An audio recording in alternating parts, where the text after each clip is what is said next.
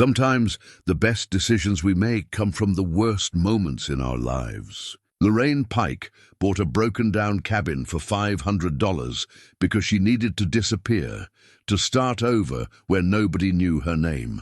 The locals called it Hollow Hearth and warned her to stay away. She didn't listen.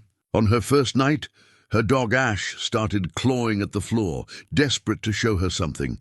By morning, he led her to a hidden door she never knew existed. Beneath her cabin lay tunnels filled with nearly 100 animals. Horses, dogs, goats, birds, all silent, all waiting. Strange symbols covered the walls, the same markings carved into her fireplace upstairs. What had happened in this place? Before we jump back in, tell us where you're tuning in from. And if this story touches you, make sure you're subscribed, because tomorrow I've saved something extra special for you. 6 months before Lorraine Pike found the tunnels beneath Hollow Hearth, she was living out of her truck in a Walmart parking lot 300 miles south. Her entire world reduced to what could fit in the bed of a 2004 Chevy Silverado. The dog, Ash, a 3-year-old hound mix with one torn ear and eyes that understood too much, slept across her lap most nights. His warmth, the only thing keeping the Montana cold from seeping into her bones. She'd been a veterinary assistant once, had worked at a clinic in Billings for 12 years, knew the Latin names for every bone in a horse's leg, could splint a dog's fracture with her eyes closed. People trusted her with their animals, with the creatures they loved more than some loved their own children. She'd been good at her work, had been proud of it.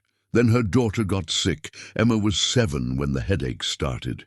7 when Lorraine, who spent her days diagnosing animals, who prided herself on catching things other people missed, told her daughter it was probably just stress from school. Growing pains, nothing to worry about. Emma was 7 when Lorraine gave her ibuprofen and sent her back to class.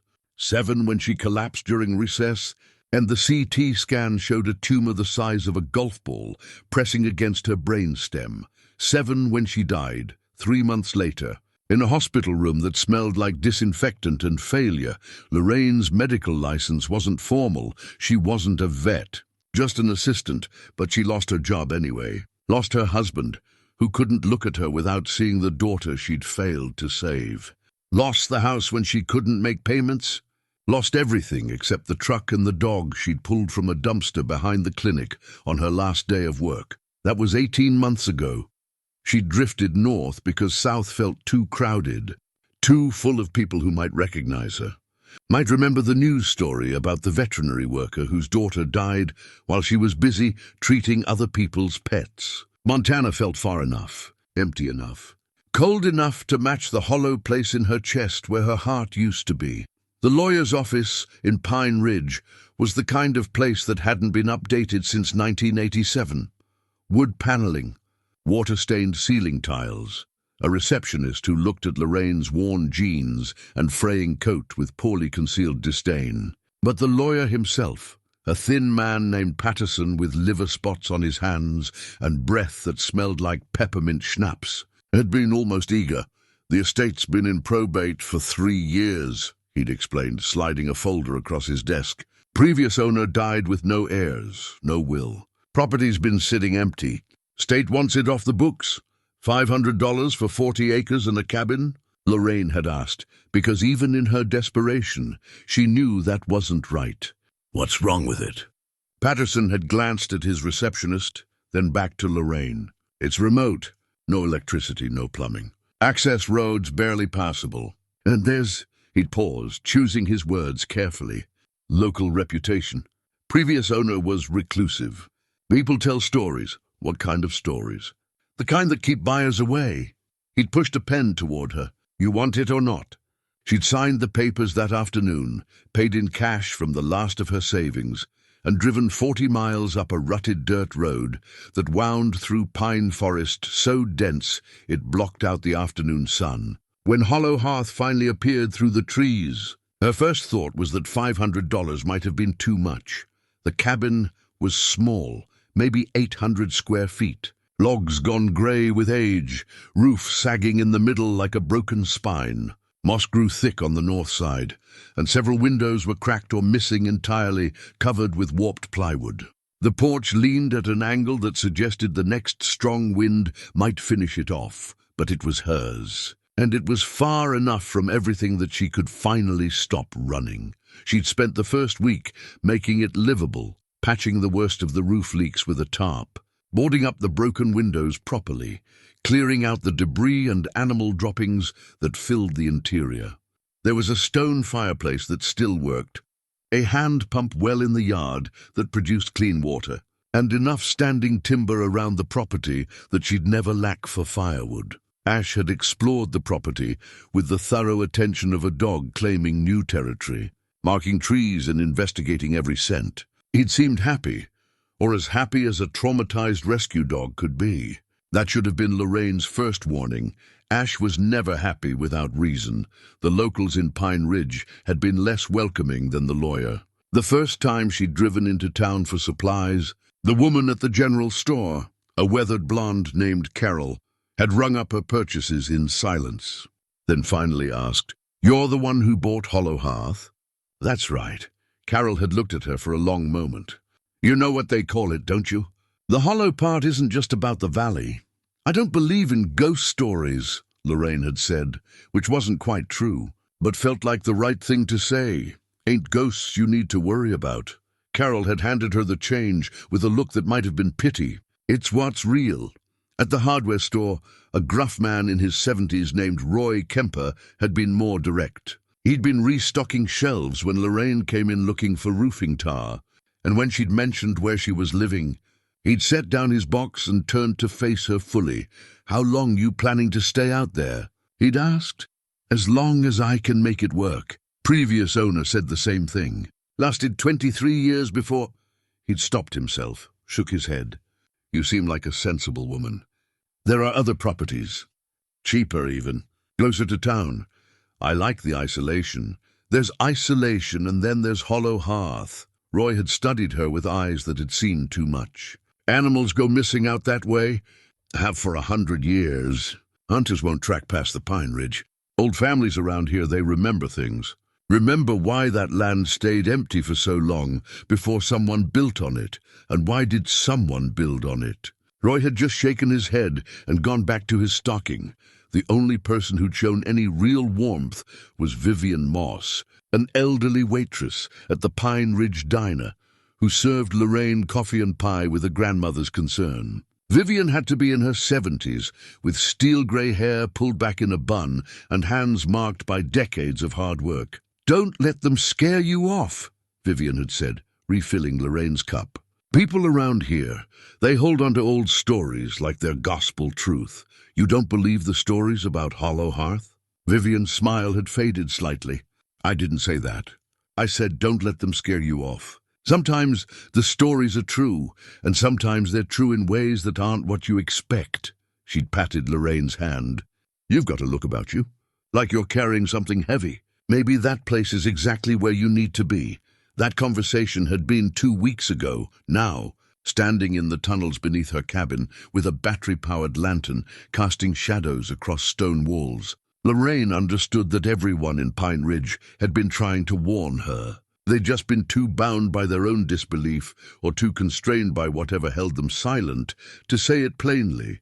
The tunnels were extensive. What had looked like a simple root cellar entrance beneath her kitchen floorboards opened into a network of passages carved through bedrock, some wide enough to drive a truck through, others barely shoulder width. The main chamber, directly below the cabin, was roughly 40 feet across and 12 feet high, with a vaulted ceiling that showed marks of hand tools. This hadn't formed naturally, and the animals, nearly 100 of them by Lorraine's count. Dogs of various breeds, from tiny terriers to massive mastiffs. Horses, including a grey mare that had to be 17 hands tall. Goats, sheep, chickens in wire enclosures. Even a few cats, though they kept to the shadows. Birds in cages, hung from ceiling hooks. Parrots, ravens, a golden eagle with a damaged wing. What struck Lorraine most wasn't the number of animals or the impossibility of them being here. It was their condition.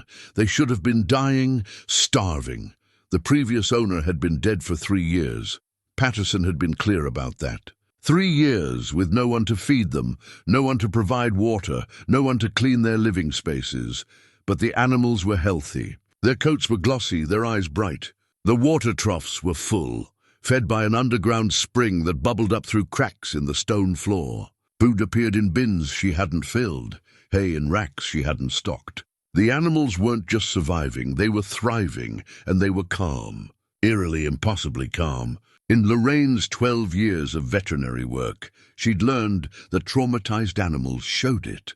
Aggression, withdrawal, stress behaviors. These animals showed none of that. They watched her with patient, knowing eyes. When she approached, they didn't shy away or crowd forward. They simply acknowledged her presence and continued their waiting, because that's what they were doing. Lorraine realized, waiting.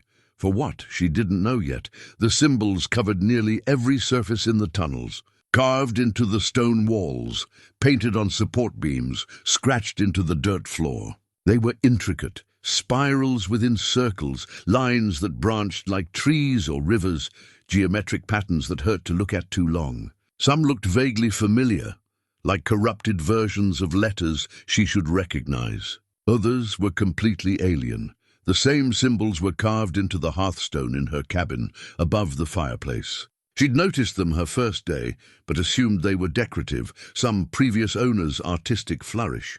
Now she understood they were anything but decorative. On her third day in the tunnels, Lorraine found the ledger. It was hidden in a niche carved into the wall of a side passage, wrapped in oilcloth to protect it from moisture.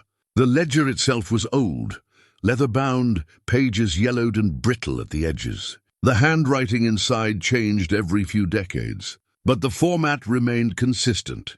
Dates, animal descriptions, cryptic notes. The first entry was dated April 15, 1947. Received today. One mare bay, star on forehead. Lame left foreleg. She came willingly, as they always do. Fed, watered, given shelter. She knows her purpose. They all know. The forest provides and we serve the forest's need. The binding holds. Lorraine flipped through pages, watching years pass in ink and paper. Hundreds of animals documented. Thousands.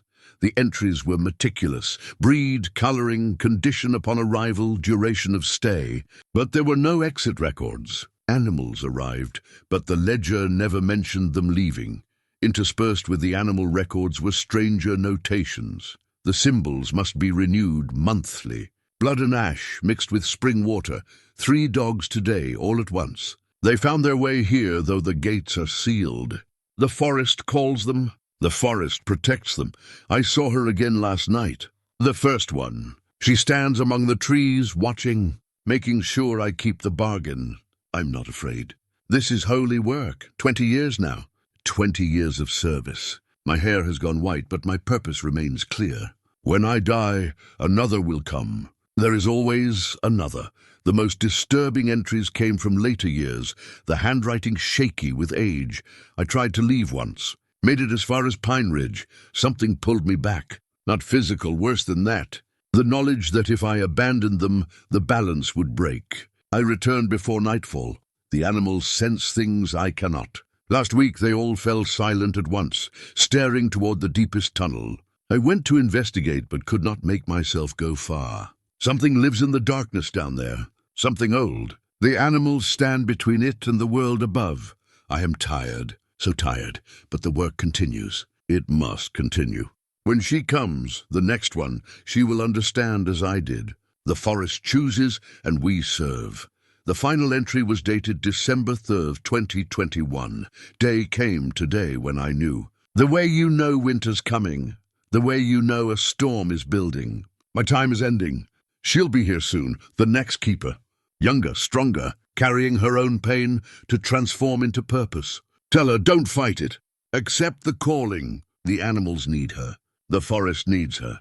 The world needs her, though the world will never know. This is the burden and the blessing both. May she find peace in the work, as I finally have. Lorraine had read that entry 3 times, sitting on the cold stone floor, while ash pressed against her side. The handwriting was barely legible, each word formed with obvious effort. The woman who wrote it, the previous owner, The keeper had died 2 weeks after that entry, according to Patterson's timeline, and now, 3 years later, Lorraine was here. She looked at Ash, who regarded her with those two knowing eyes. "You led me to this," she said quietly. "That first night, you knew exactly where to scratch." Ash's tail thumped once against the ground. "So what does that make you? Some kind of, familiar? Guardian?" The dog tilted his head, a gesture that was far too human for comfort. Lorraine stood, brushing dust from her jeans. She'd come here to disappear, to hide from the guilt and grief that had hollowed her out like rot in a tree. She'd expected isolation, hardship, maybe eventual peace if she was lucky. Instead, she'd inherited impossible responsibility for creatures that shouldn't exist, serving a purpose she didn't understand. Bound to a place by rules no one had explained. The sensible thing would be to leave. Walk away. Let the state deal with it. Pretend she'd never found the tunnels or the animals or the ledger with its dire warnings. But Lorraine hadn't been sensible in a long time. Sensible people saved their daughters. Sensible people didn't live in trucks or buy haunted cabins. And standing there, surrounded by 100 watching animals and walls covered in symbols that hummed with something like power, Lorraine felt something she hadn't felt since the day Emma died. Purpose. She opened the ledger to the first blank page after the last entry. Using a pencil she found tucked into the binding, she wrote in careful script, March 7th, 2025. "My name is Lorraine Pike. I don't know what I'm doing here or what any of this means, but I'm not leaving. Not yet. Whatever this is, whatever you were." She paused, knowing somehow the previous keeper could sense this, could read it from wherever she'd gone. "I'll try to continue it. I'll try to understand. The animals deserve that much." She closed the ledger and looked up at the vaulted ceiling, at the shadows that moved wrong in the lantern light, at the symbols that seemed to shift when she wasn't looking directly at them.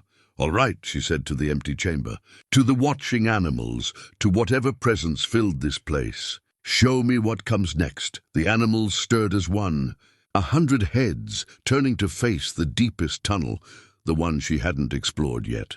The one where the darkness seemed thicker, more solid. From somewhere far below, something answered. Not a sound exactly.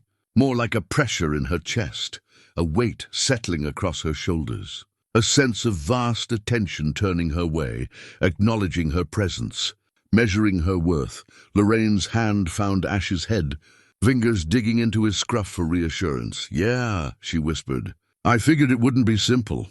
Above in the cabin, the symbols carved into the hearthstone began to glow with faint amber light, so faint that if anyone had been there to see it, they might have thought it was just the reflection of firelight. But there was no fire burning, not yet. 3 days passed while Lorraine established a routine.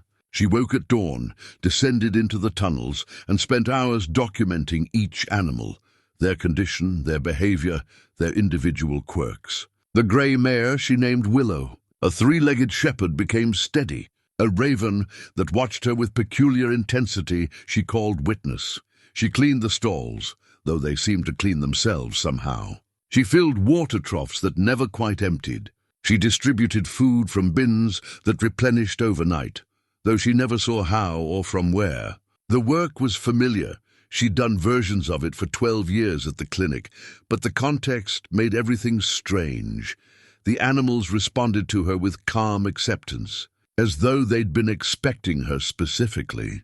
When she spoke to them, they listened with more attention than seemed natural.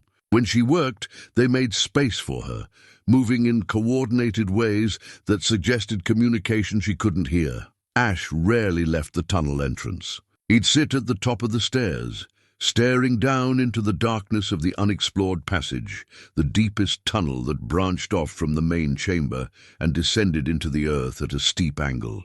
Sometimes he'd whine, a sound of distress that made Lorraine's skin prickle. But he never went down there, and he never stopped watching it. On the morning of the 4th day, everything changed. Lorraine woke to find Ash sitting beside her bed, unusual, because he always slept downstairs by the fireplace.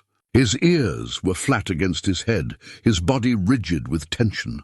When she reached to pet him, he pulled away and moved to the stairs that led to the tunnel entrance, looking back at her with unmistakable urgency. "What is it, boy?" He descended without waiting for her. Lorraine dressed quickly, grabbed her lantern and followed. The main chamber looked normal at first. Animals in their usual places, the underground spring bubbling quietly, morning light filtering down through cracks in the floorboards above. But Ash kept going past the familiar areas, into the side passages she'd only partially explored. He led her through a narrow corridor where the walls changed from hand-carved to natural stone, the floor sloping downward.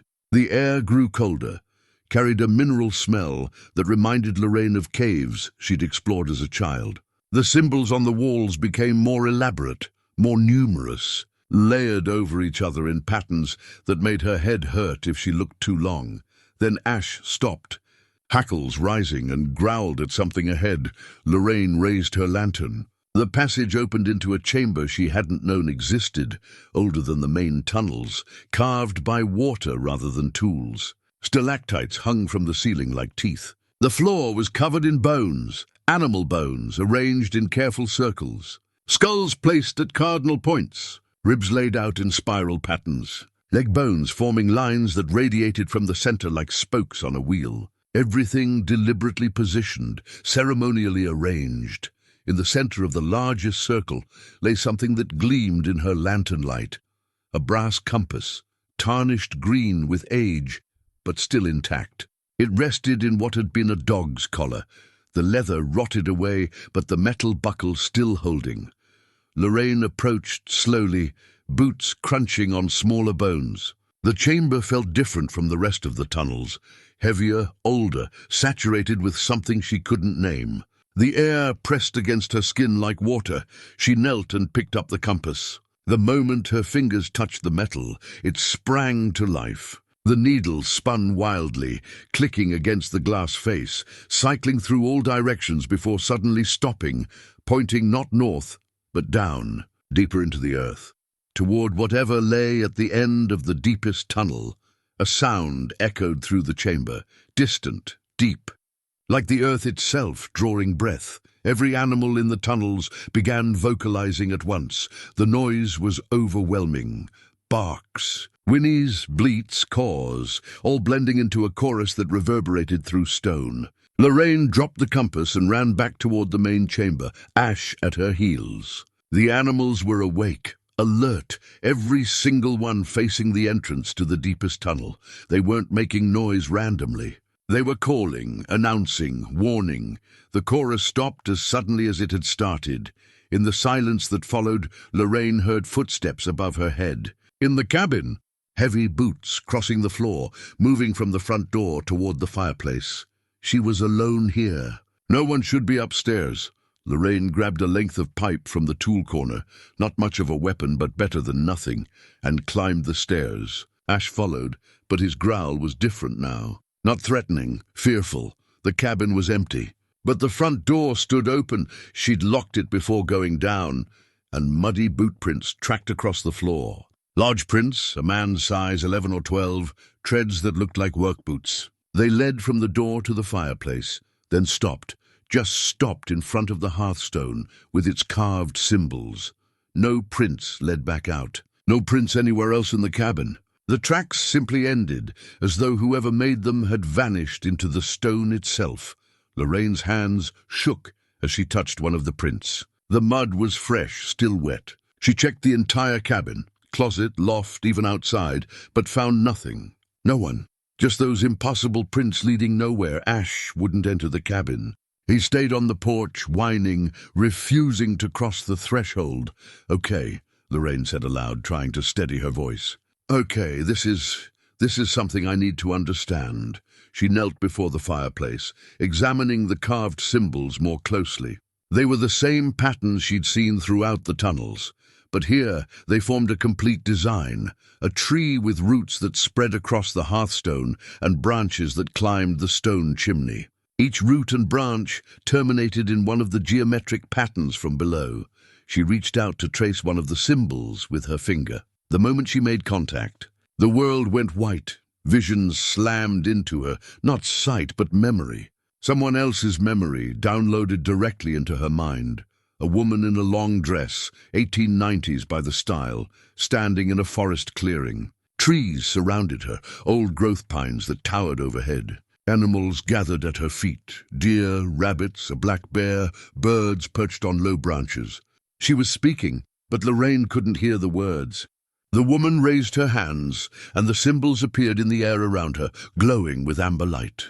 The animals bowed their heads, and something rose from the earth, a darkness, a presence. Something vast and hungry that the symbols contained, captured, bound.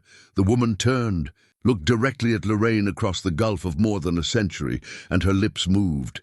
Keep them safe. Keep it sleeping. The vision ended. Lorraine fell backward, gasping. Her finger where she'd touched the stone was numb, tingling like it had been shocked. The symbols on the hearthstone were glowing faintly, the same amber light from the vision, already fading. Ash barked from the porch, sharp, urgent. Lorraine staggered to her feet and went outside. The dog was staring at the forest, body rigid. She followed his gaze and saw nothing at first. Then movement, shadows between the trees, human-shaped but wrong. Too tall? Too thin? Moving in ways that didn't match the wind or any physical motion. She counted 5 of them. Circling the cabin, watching. "What are you?" she whispered. They didn't answer. But as the sun fully rose and light penetrated the forest, they faded. Gone like morning mist. Lorraine stood on her porch, shaking, while ash pressed against her legs. The boot prints in the cabin, the vision at the hearth, the shadows in the forest. The compass pointing towards something deep below. This wasn't just a strange responsibility she'd inherited. This was active, awake, aware, and it was testing her. She went back inside, grabbed the truck keys, and drove to Pine Ridge without stopping to think it through. Roy Kemper was opening the hardware store when she arrived, and from the look on her face, he understood immediately that something had happened. "You saw something," he said. "Not a question. I need you to tell me the truth about Hollow Hearth." "All of it."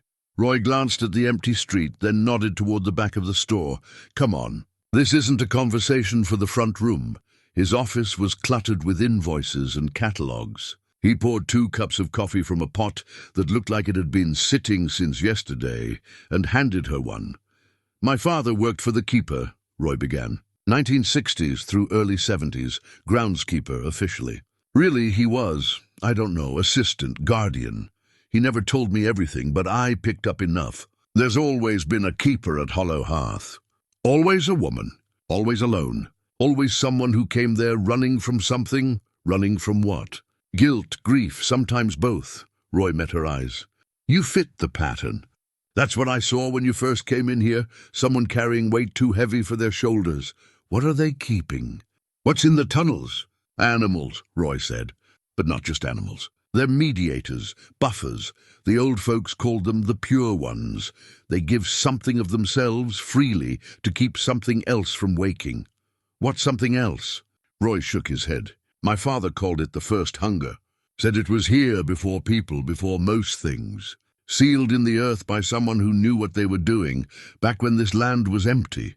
But seals break down, get weak, need maintenance. That's what the keeper does, maintains the binding. The animals help.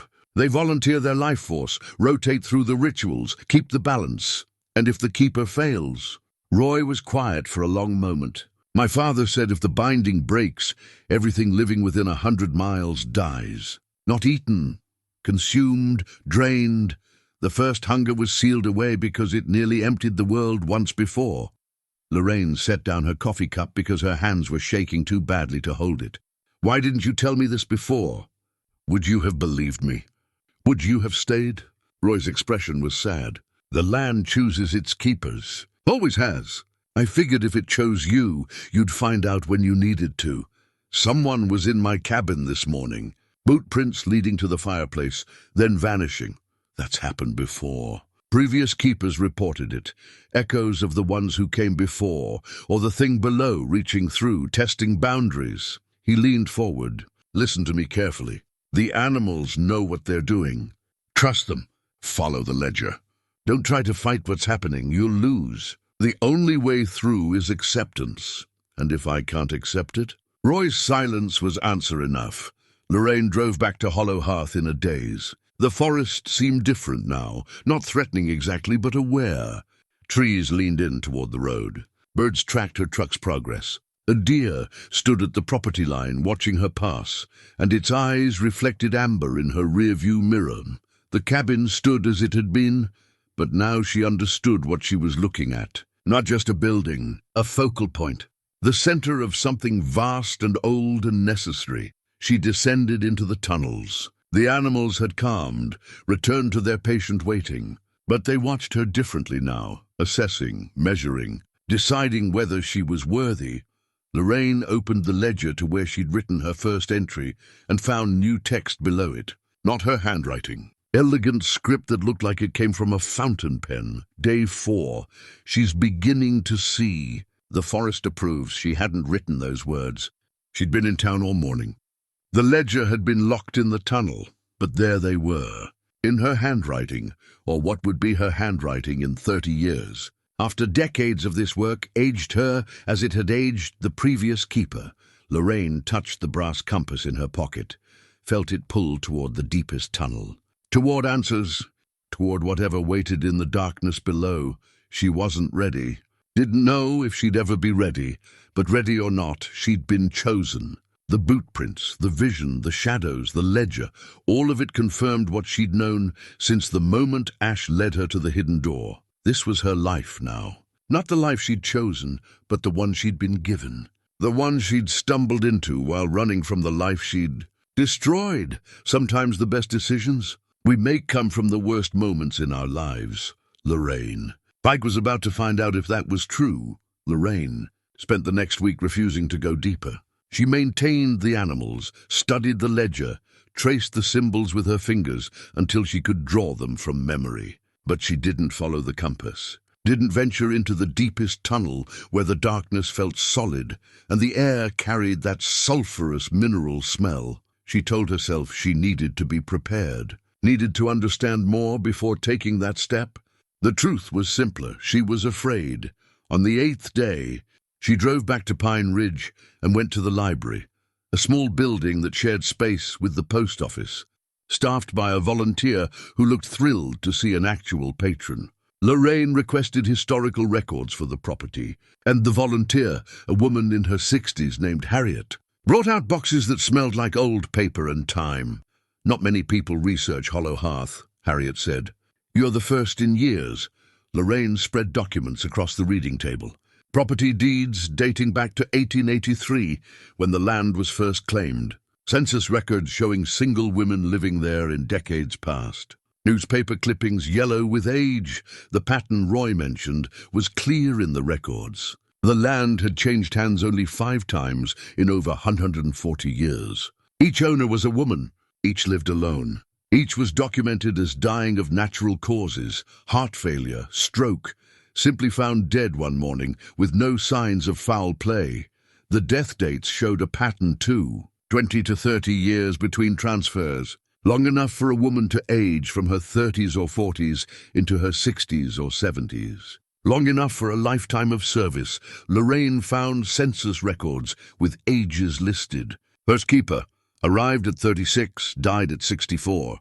Second arrived at 39, died at 68. Third arrived at 35, died at 62. The pattern held through all 5 documented keepers. She was 38, right in the sweet spot of the age range. A newspaper article from 1952 caught her attention. "Animal Sanctuary Mystery Deepens," read the headline. The article described a reporter named Jack Henley who'd investigated Hollow Hearth after rumors spread about the unusual number of animals being seen in the area. Local resident known only as the Keeper maintains what appears to be an animal sanctuary on remote property, the article stated. This reporter observed dozens of healthy animals in various enclosures, but was unable to ascertain how they arrived at the property or what becomes of them. The Keeper refused interview, stating only that they come when called and they leave when released. Attempts to verify with state wildlife authorities proved fruitless. No permits or licenses exist for the property. The unnatural silence that pervades the area only deepens the mystery. This reporter observed no bird calls, no insect sounds, only the eyes watching from the trees. A note in the margin, written in pencil by some previous reader. Henley disappeared 2 weeks after this article published. Body never found. Lorraine felt ice in her stomach. She searched through the remaining boxes and found a missing persons report dated October 1952. Jack Henley, age 34, last seen driving toward the mountain road leading to Hollow Hearth. Vehicle found abandoned at mile marker 17, still 10 miles from the property. No signs of struggle, no trace of the man. She photographed the documents with her phone and returned to the cabin as afternoon shadows lengthened across the forest. The drive back felt longer than usual, the trees pressing closer to the road. Twice she saw deer standing at the roadside, watching her pass with that same amber reflection in their eyes. Ash met her at the door, agitated. Before she could ask what was wrong, she heard it, a deep, resonant tone echoing up from the tunnels. Like a bell, but lower, felt in the chest more than heard with the ears. She descended the stairs. The animals were gathered in the main chamber, all facing the passage she'd been avoiding. The one that led down into darkness. The sound came again, clearer now, definitely a bell of some kind ringing from far below. The compass in her pocket vibrated. Actually vibrated, humming against her leg. "All right," she said to the watching animals. "I get it. Time to stop avoiding this." She gathered supplies, lantern, water, the pipe she'd used as a weapon, and on impulse the ledger. Ash refused to accompany her this time, staying at the tunnel entrance and whining as she descended. The passage was narrow at first, barely wide enough for her shoulders. The walls changed from carved stone to natural cave formations. The temperature dropped steadily. Her breath fogged in the lantern light. The symbols grew more elaborate, layered so thick in places that the original stone was barely visible. She walked for what felt like an hour, following the downward slope. The bell sound came at irregular intervals, growing louder. The compass needle in her pocket pointed straight ahead, pulling so hard she could feel the weight of it. Then the tunnel opened into a chamber that took her breath away. It was massive, the size of a cathedral, with a ceiling that vanished into darkness above. 5 passages converged here, each marked with different symbols. The floor was smooth, carved flat, and in the center hung an iron bell. The bell was ancient, corroded green and black with age, suspended from a beam that had been set into the rock ceiling. The clapper was missing, but as Lorraine watched, the bell swung slightly, moved by air currents she couldn't feel. When it swung, that deep tone resonated through the chamber. Around the bell, carved into the floor, was an elaborate circle of symbols. Not the simple patterns from above. These were intricate, interconnected, forming a design so complex it made her eyes water to follow it. At 5 points around the circle, stone bowls sat filled with ash. The walls told a story in carved images. Lorraine moved closer, tracing the narrative with her light. Figures, human but simplified, stylized, gathered around something that was represented as a hole in the ground. From the hole, lines radiated outward, ending in X marks that she interpreted as death. Bodies falling, trees withering, the earth itself cracking and breaking. The next panel showed a single figure, a woman, judging by the long hair, standing before the hole. She held her hands up and symbols appeared. The same symbols carved everywhere in these tunnels. The symbols formed a cage around the darkness in the hole. Animals gathered behind the woman, dozens of them, all willing participants in whatever was happening. The final panel showed the hole sealed, the woman standing guard with the animals at her side. Above her head, carved in letters that predated modern English, "Keeper of the Hollow Hearth." Lorraine touched the carving and felt something, warmth, or maybe recognition. This was the original. The first keeper. The woman from her vision at the fireplace. She'd sealed something here, something hungry. And she'd established the system, the rituals, the animals, the succession of women who would maintain what she'd started. But why animals? Why not people? Lorraine opened the ledger. flipping through entries until she found a passage that seemed to answer her question. Written by the third keeper, Vivian's grandmother, dated 1927. The animals serve because they choose to, and because they are pure in a way humans are not. No malice, no greed, no desire for power. They give their life force freely in rotation, taking no harm from it. A human couldn't do this. We would try to control it, twist it, use it for our own ends. The binding requires purity of intention. Only the innocent can maintain it. The bell rang again, closer now that she stood beneath it. Lorraine reached out, hesitated, then placed her palm flat against the cold iron. The world tilted. She saw, felt, something vast below this chamber. Miles below, perhaps. A presence so old, it predated consciousness as she understood it. Not evil exactly. Evil implied intention, thought, choice. This was something more fundamental. Pure hunger, pure need, an emptiness that wanted to be filled and would consume everything to achieve it. The binding contained it. The symbols, the rituals, the animals' freely given energy, all of it formed a cage of will and sacrifice that kept the hunger from rising. But the cage needed maintenance. The previous keeper had performed rituals here in this chamber, surrounded by willing animals.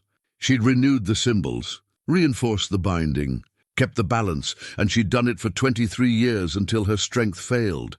Now that burden had passed to Lorraine. She pulled her hand away from the bell, gasping. The vision faded, but the knowledge remained.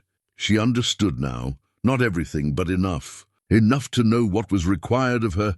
The compass in her pocket had stopped vibrating. Its purpose served.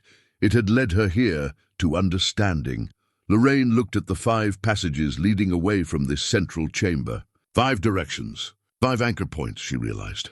This was the center, but the binding extended outward through the tunnels, through the land itself, creating a network of containment. She spent another hour exploring the chamber, documenting everything in the margins of the ledger. The stone bowls held ash from what she guessed were ceremonial fires. The symbols on the floor were worn in places. Centuries of feet walking the same paths had eroded the stone. Behind the bell, she found a niche containing tools, a knife, bowls for mixing, bundles of dried herbs she didn't recognize. These were the implements of ritual. The previous keepers had used them, and now they waited for her. When she finally climbed back to the main chamber, she found the animals still waiting. But their posture had changed. Before, they'd been assessing her. Now they looked almost relieved, as though her descent to the bell chamber and her return had confirmed something they needed to know. Ash greeted her at the top of the stairs, no longer anxious. He pressed against her legs, tail wagging. "I went down there," she told him. "I saw it. The bell, the chamber, the thing below." Ash's tail wagged harder. "I'm not saying I accept all of this, but I understand it better now." She knelt, scratching behind his ears. "We're going to need help, though. I can't do this alone. The ledger mentions rituals that require, I don't know what to call it. More than just me." That night she sat at her kitchen table, the ledger open before her, and wrote a careful entry. Day 11.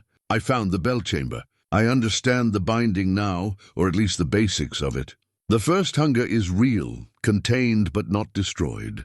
It needs constant maintenance, rituals I haven't learned yet, symbols I can barely comprehend. I'm one person. The previous keepers did this alone, and it killed them slowly. There has to be a better way. Tomorrow I'm going back to Pine Ridge. If Roy knows this much, maybe others do too. Maybe I can build something different than what came before.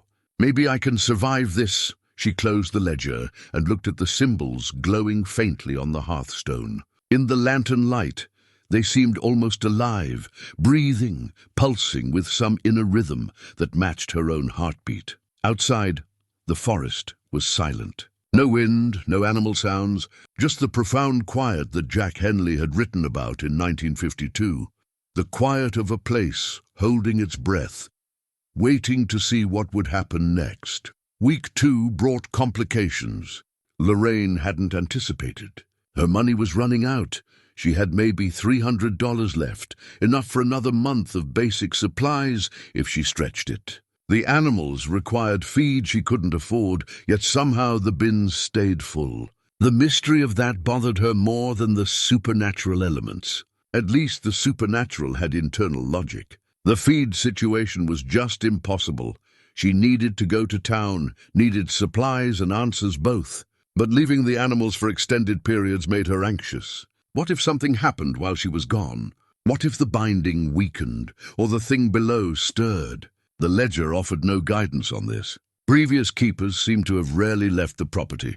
Lorraine was loading her truck for the supply run when a vehicle came up the access road, unusual enough that Ash started barking before it was even visible. A moment later, an ancient blue Ford pickup appeared through the trees. Roy Kemper at the wheel.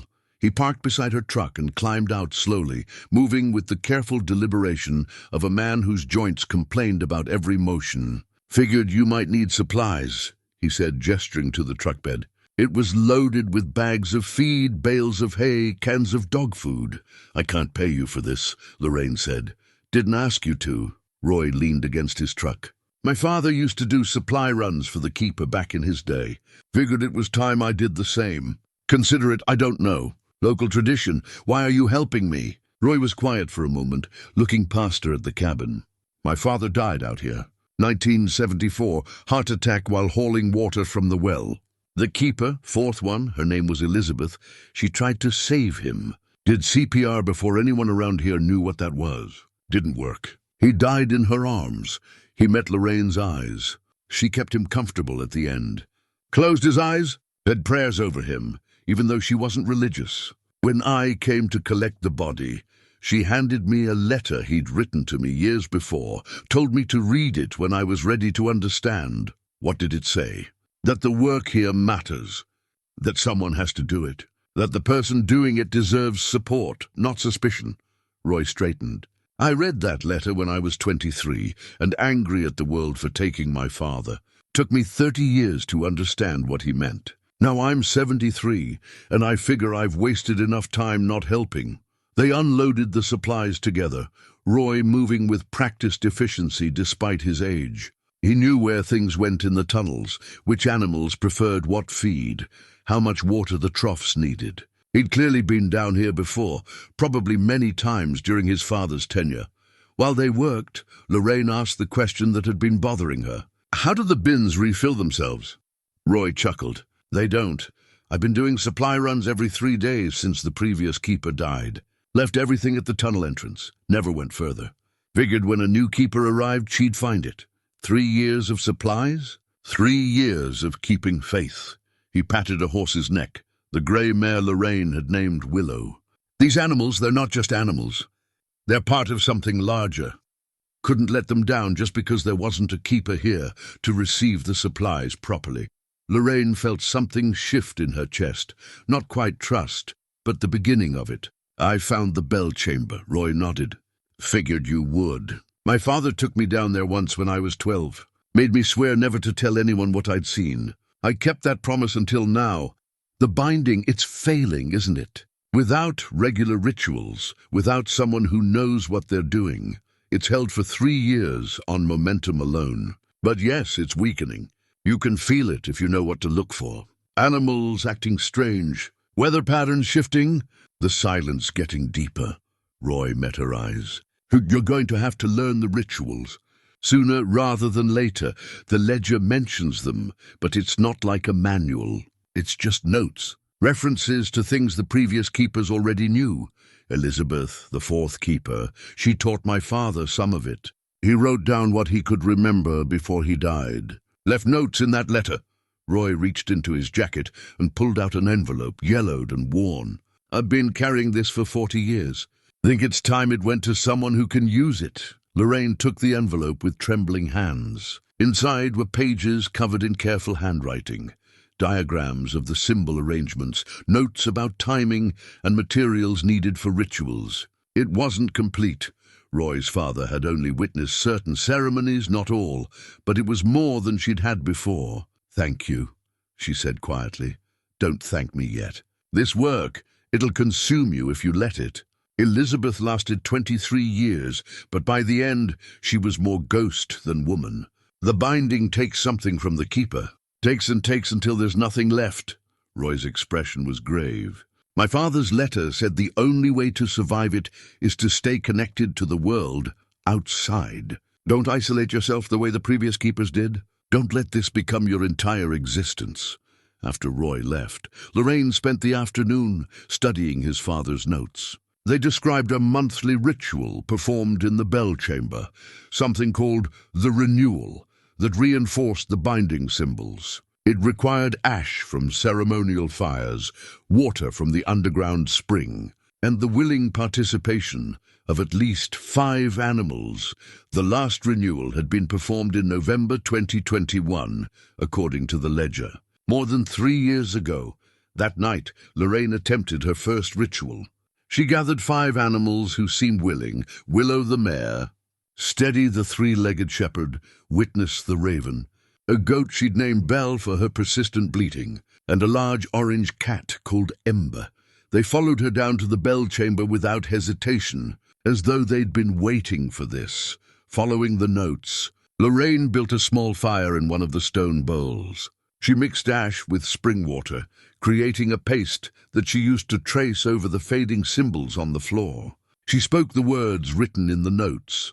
Not English, not any language she recognized, but her tongue shaped them as though she'd spoken them her whole life. The animals formed a circle around her. She felt something.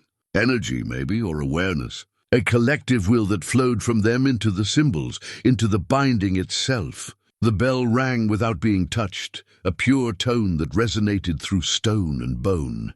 Then it was over. The symbols glowed faintly, brighter than they'd been before. The air felt clearer. The oppressive weight that had been building lifted slightly. The animals dispersed, returning to the main chamber. Lorraine sat on the cold stone floor, exhausted but exhilarated. She'd done it. Her first ritual. Not perfect, probably not even correct, but functional. The binding had accepted her offering. She was a keeper now. Really, truly a keeper. The realization should have terrified her. Instead, she felt something else, purpose. The same feeling she'd had when she first started working at the veterinary clinic, when she realized she could help creatures who couldn't help themselves. Before Emma's illness, before the guilt, before everything fell apart, maybe Roy's father was right.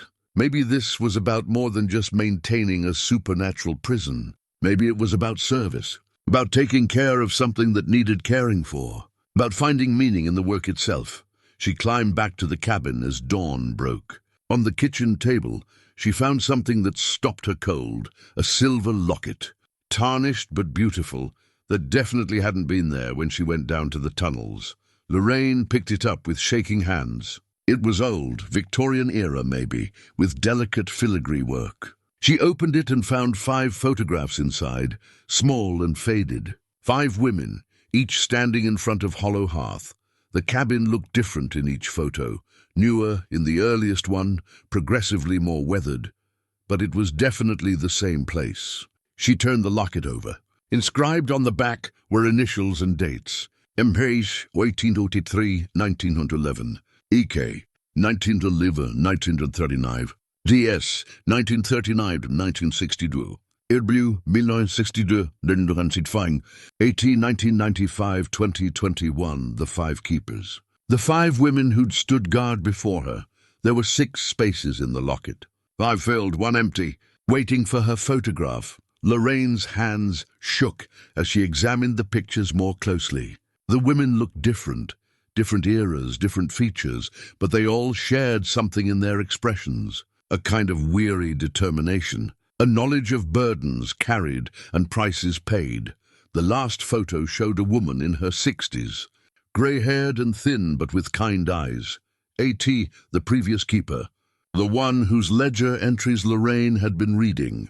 The one who died 3 years ago and somehow left this locket for her successor to find. That day, Lorraine didn't go to town. She sat at the kitchen table and studied the locket, the photos, the pattern of years. 30 years, 28 years, 23 years, 33 years, 26 years. The tenures varied, but all ended the same way. In death, she thought about Roy's warning, about not letting this consume her. about staying connected to the outside world. But looking at these 5 women, she wondered if that was even possible. The work demanded everything. The binding required constant attention. The animals needed care. And beneath it all, miles below in the dark, something waited with endless patience for any sign of weakness in its cage. Could anyone do this work and remain whole? The previous keepers hadn't managed it. They'd all died here alone, having given their entire lives to a responsibility no one else could share or even understand. Lorraine closed the locket and held it tight. She wouldn't let that be her story. Roy was right. She needed to stay connected, needed help, needed to build something different than what came before. But first, she needed to understand exactly what she was dealing with. She opened the ledger to a blank page and began writing a list of questions. About the binding structure, about the 5 passages leading from the bell chamber, about the rituals she hadn't yet learned, about the entity itself, what it was, where it came from, why it was sealed here specifically. The previous keepers had left information, but it was fragmented, incomplete. Each woman had learned what she needed to survive and passed on what she could. But 3 years of gap had let knowledge slip away. Lorraine needed to recover that knowledge. And she needed to do it quickly, because the binding was weaker than it should be, and her instincts, sharpened by whatever connection she now had to this place, told her that time was running short. Outside, storm clouds gathered over the mountains. The first drops of rain began to fall, and Ash whined from his place by the fire. He was staring at the hearthstone, at the symbols that were glowing just a bit brighter than they had been. The binding was responding to her ritual, responding to her acceptance of the role, but it was also showing her something else, cracks in its structure, weaknesses that 3 years of neglect had created, damage that would take more than monthly rituals to repair.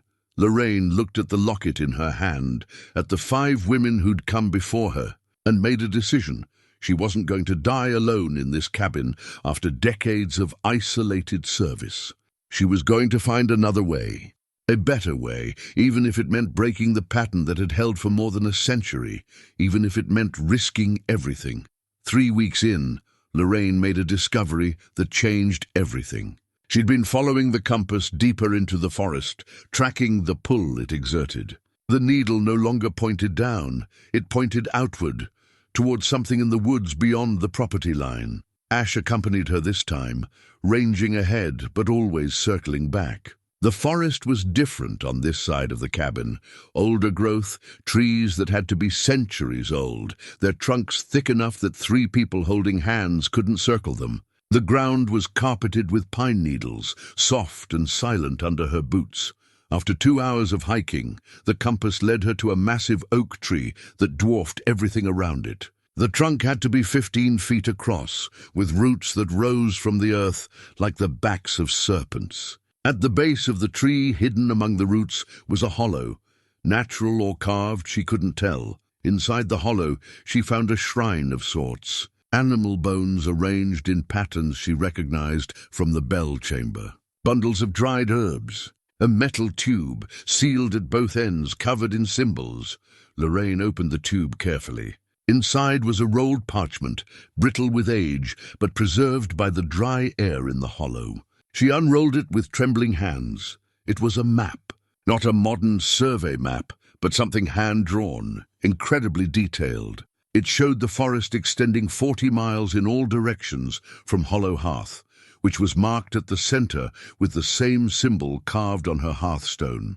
At 5 points around the perimeter, north, south, east, west, and northwest, other symbols were marked. 5 points forming an irregular star around the central location. Along the margin, written in faded ink, all 5 must hold or center fails. The outer wardens guard the boundaries. The keeper guards the seal. Together complete, outer wardens. 5 anchor points. This wasn't just about the bell chamber and the tunnels beneath her cabin. The binding extended through the entire forest, maintained by a network of sites that all had to function together. Lorraine traced the map with her finger, calculating distances. Each anchor point was roughly 8 to 10 miles from Hollow Hearth, positioned to create interlocking fields of, what? Energy, will, Whatever supernatural force held the first hunger in its prison. She checked the ledger that night, searching for references to the anchor points. She found scattered mentions, previous. Keepers had visited them annually to renew the outer seals and maintain the boundaries, but there were no detailed descriptions of what that maintenance involved or what the anchor points looked like. The most recent entry about the anchors was from 2020, more than a year before the previous keeper's death. Too weak to make the journey this year. The outer points will have to hold without renewal. They've lasted this long. Surely they can last until my strength returns. But her strength hadn't returned. She died the following year, and the anchor points had gone 3 years without maintenance. Lorraine sat by the fire that night, the map spread before her, calculating what this meant. If the binding was a network, and parts of that network had been neglected for 3 years, then the whole structure was compromised. Her rituals in the bell chamber helped, but they weren't enough. She needed to visit all 5 anchor points, assess their condition, perform whatever renewals were necessary. That meant extended time away from the cabin, time away from the animals, time when the center would be unguarded while she secured the periphery. She was still wrestling with this problem when she heard a vehicle approaching the next morning. Not Roy's truck. This engine sounded different, newer. A silver SUV appeared through the trees, and Lorraine's first thought was that someone had gotten very lost. Her second thought, when she saw the woman who emerged, was that this was no accident. The woman was in her 70s, moving with the careful grace of someone who'd learned to work around aching joints. She wore practical clothes, jeans, a heavy sweater, good boots, and her steel-gray hair was pulled back in a bun. When she looked at Lorraine, her eyes held recognition. "You must be the new keeper," the woman said. "I'm Vivian Moss. We met briefly at the diner in town." "I remember." Lorraine descended from the porch. "You're a long way from Pine Ridge. I came because it's time you knew the truth about my connection to this place." Vivian glanced at the cabin, and something in her expression was complicated. Regret, longing, fear, all mixed together. "My grandmother was the 3rd keeper, Dorothy Shannon. She died in 1962, somewhere in these woods. They never found her body." Lorraine felt the weight of the locket in her pocket, the photo of DS from 1939 to 1962. "Come inside. I think we need to talk." Over coffee at the kitchen table, Vivian told her story. Her grandmother had become keeper in 1939, fleeing a situation Vivian only knew pieces of. Something about a husband, mercy killing, manslaughter charges that were never quite filed. Dorothy had found Hollow Hearth and stayed, taking on the responsibility that came with the property. "She visited us once a year," Vivian said. "Just once at Christmas. She'd come into town, spend 1 day with the family, then go back to the cabin. My mother used to cry every time she left, but grandmother was resolute, said the work was more important than anything else." "Did she tell you what the work was?" "Not in detail. I was young, just a child most of those years. But I heard things. Whispers about what grandmother was doing out here. About the animals. About the responsibility." Vivian's hands wrapped around her coffee cup. "When I was 16, she took me aside at Christmas and said something I've never forgotten. She said, 'When I die, they'll come for you. You'll feel it, a pull, a calling. You can accept it or refuse it.' I accepted. But I want you to know, refusing has a cost, too." "You refused." "I did." Vivian's voice was thick with old guilt. "She died 6 months later. I felt it, just like she said. A pull toward this place. A sense that I was needed. But I was 17, newly married, had my whole life ahead of me. I couldn't—" She stopped, collected herself. "I chose normal life. Marriage, children, grandchildren. 50 years of normal, happy life. And now? Now I'm 71, and I've spent 50 years wondering if my refusal caused my grandmother's death. If she died because I wasn't here to help her. If the binding failed because I was too much of a coward to accept the calling." Vivian met Lorraine's eyes. "I can't change the past, but I can offer to help now. If you'll have me." Lorraine pulled out the map and spread it on the table. "The binding isn't just the cabin and the bell chamber. It's a network, 5 anchor points that need maintenance. They haven't been maintained in at least 3 years, maybe longer. I need to visit all of them, assess the damage, perform renewals. But I can't leave the animals unattended that long. Vivian studied the map. So you need someone to stay here while you travel. More than that. The ledger mentions binding assistants to the keeper, people who share the responsibility, who can perform basic rituals and care for the animals. But there's a cost. They become tied to this place the same way I am. They can't just walk away. Good, Vivian said firmly. I don't want to walk away. I've been walking away for 50 years. Time I stood still for once. Lorraine looked at the old woman across from her. 71 years old, carrying 50 years of guilt, offering to bind herself to a supernatural prison just for the chance at redemption. It should have seemed foolish. Instead, it seemed like the bravest thing Lorraine had ever witnessed. There's a ritual, Lorraine said, in the ledger. Binding of the assistant.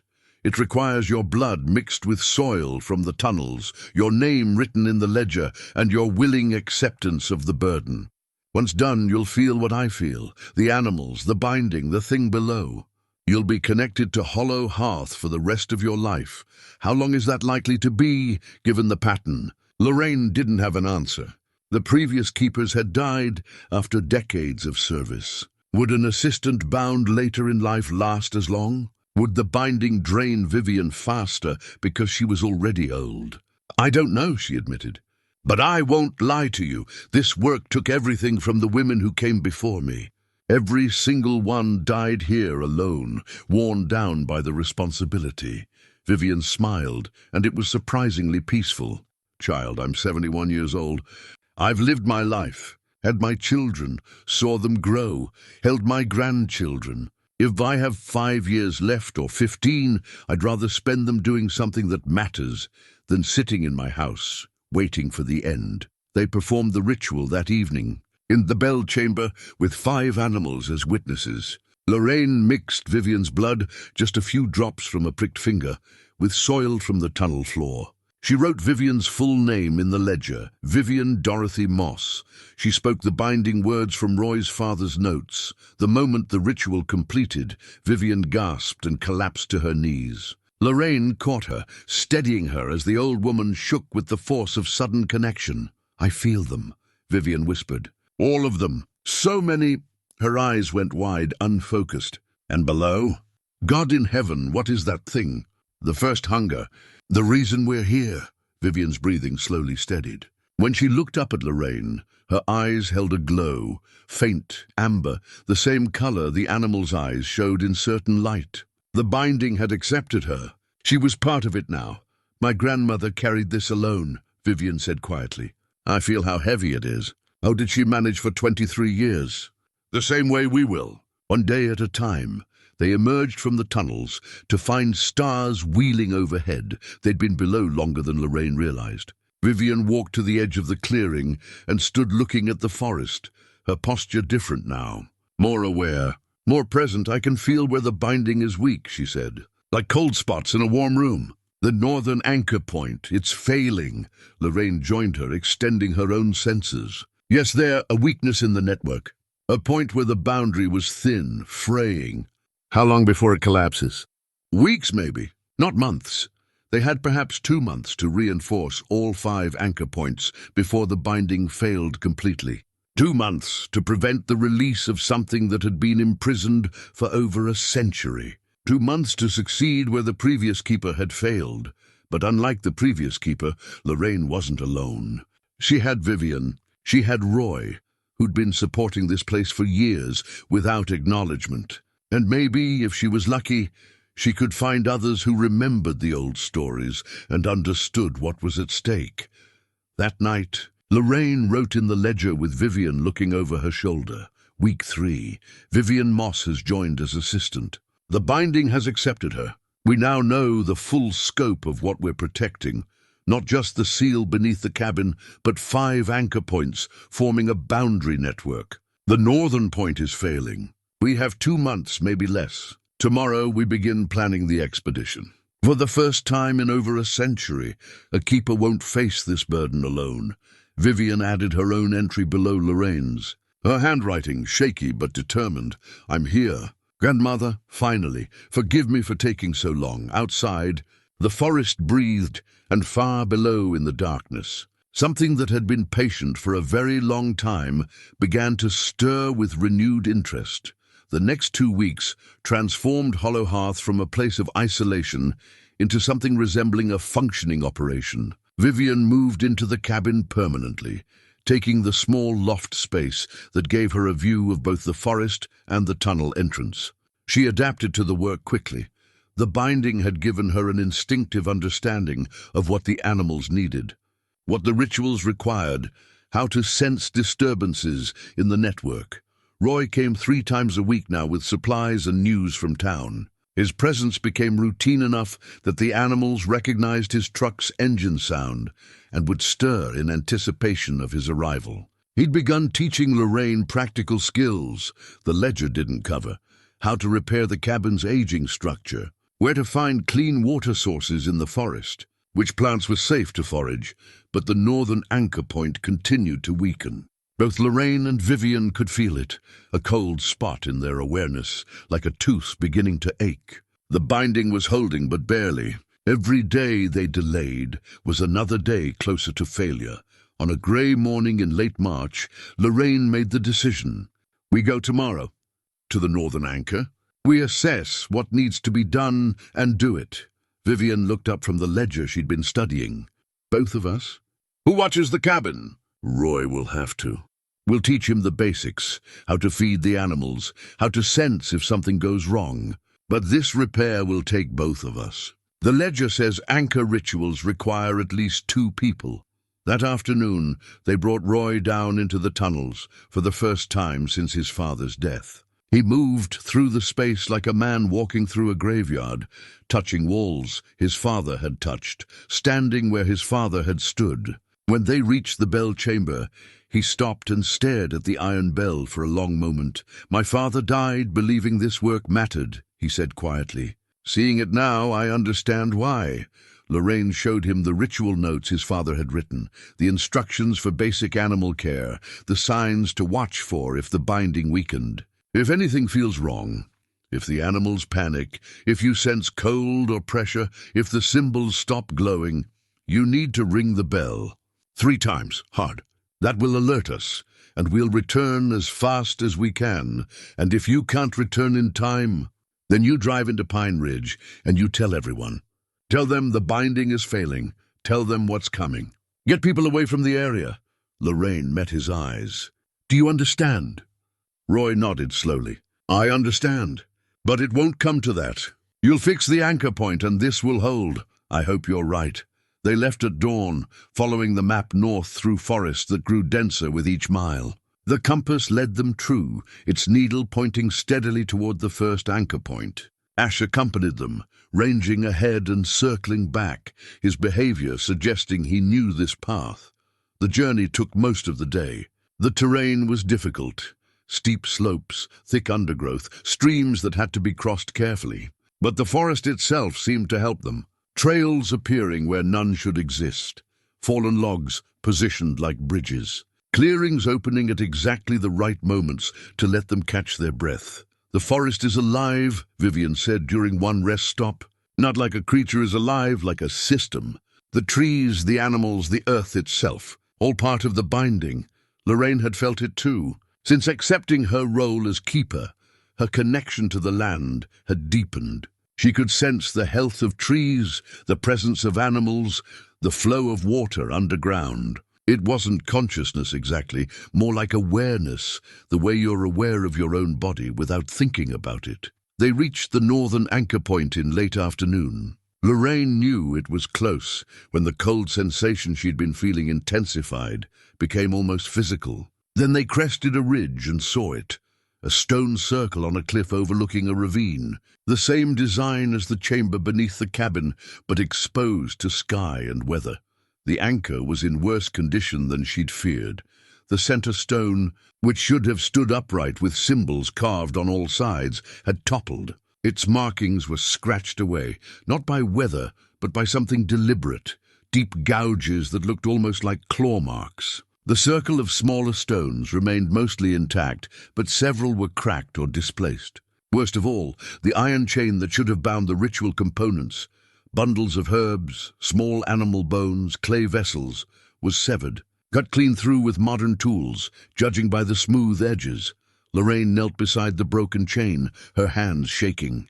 This wasn't neglect. Someone did this. Recently. Vivian examined the boot prints in the mud around the toppled stone. Within the last few days. These tracks are fresh. Who would do this? Who even knows about the anchor points? Someone who wants the binding to fail. Vivian's voice was grim. The question is why. They spent the remaining daylight examining the site. The damage was extensive but repairable, if they had the right materials. The center stone could be re-erected. The symbols could be recarved. But the chain was another matter. It was old iron, forged in ways that weren't done anymore, inscribed with symbols that carried power. We need to improvise, Lorraine said. Use what we have. Make it hold until we can find a proper replacement. They worked until darkness fell, using rope and stakes to secure the center stone temporarily. Lorraine traced the symbols from memory, cutting them into the stone with a knife from her pack. It wasn't as clean as the original carvings, but the intent was there. That had to count for something. The ritual itself they performed by lantern light, with Ash watching from the edge of the circle. Lorraine and Vivian stood at opposite points, speaking the renewal words in unison. They mixed their blood, drops from pricked fingers, with ash and water, painting the mixture over the carved symbols. The moment they completed the final phrase, the symbols flared with light, not the gentle amber glow of the hearthstone, but something fierce and bright, almost painful to look at. The light spread from the center stone to the circle, then shot outward through the forest in lines only Lorraine and Vivian could see. The northern anchor locked into place. The cold sensation disappeared, replaced by warmth, strength. The binding had accepted their repair, at least temporarily.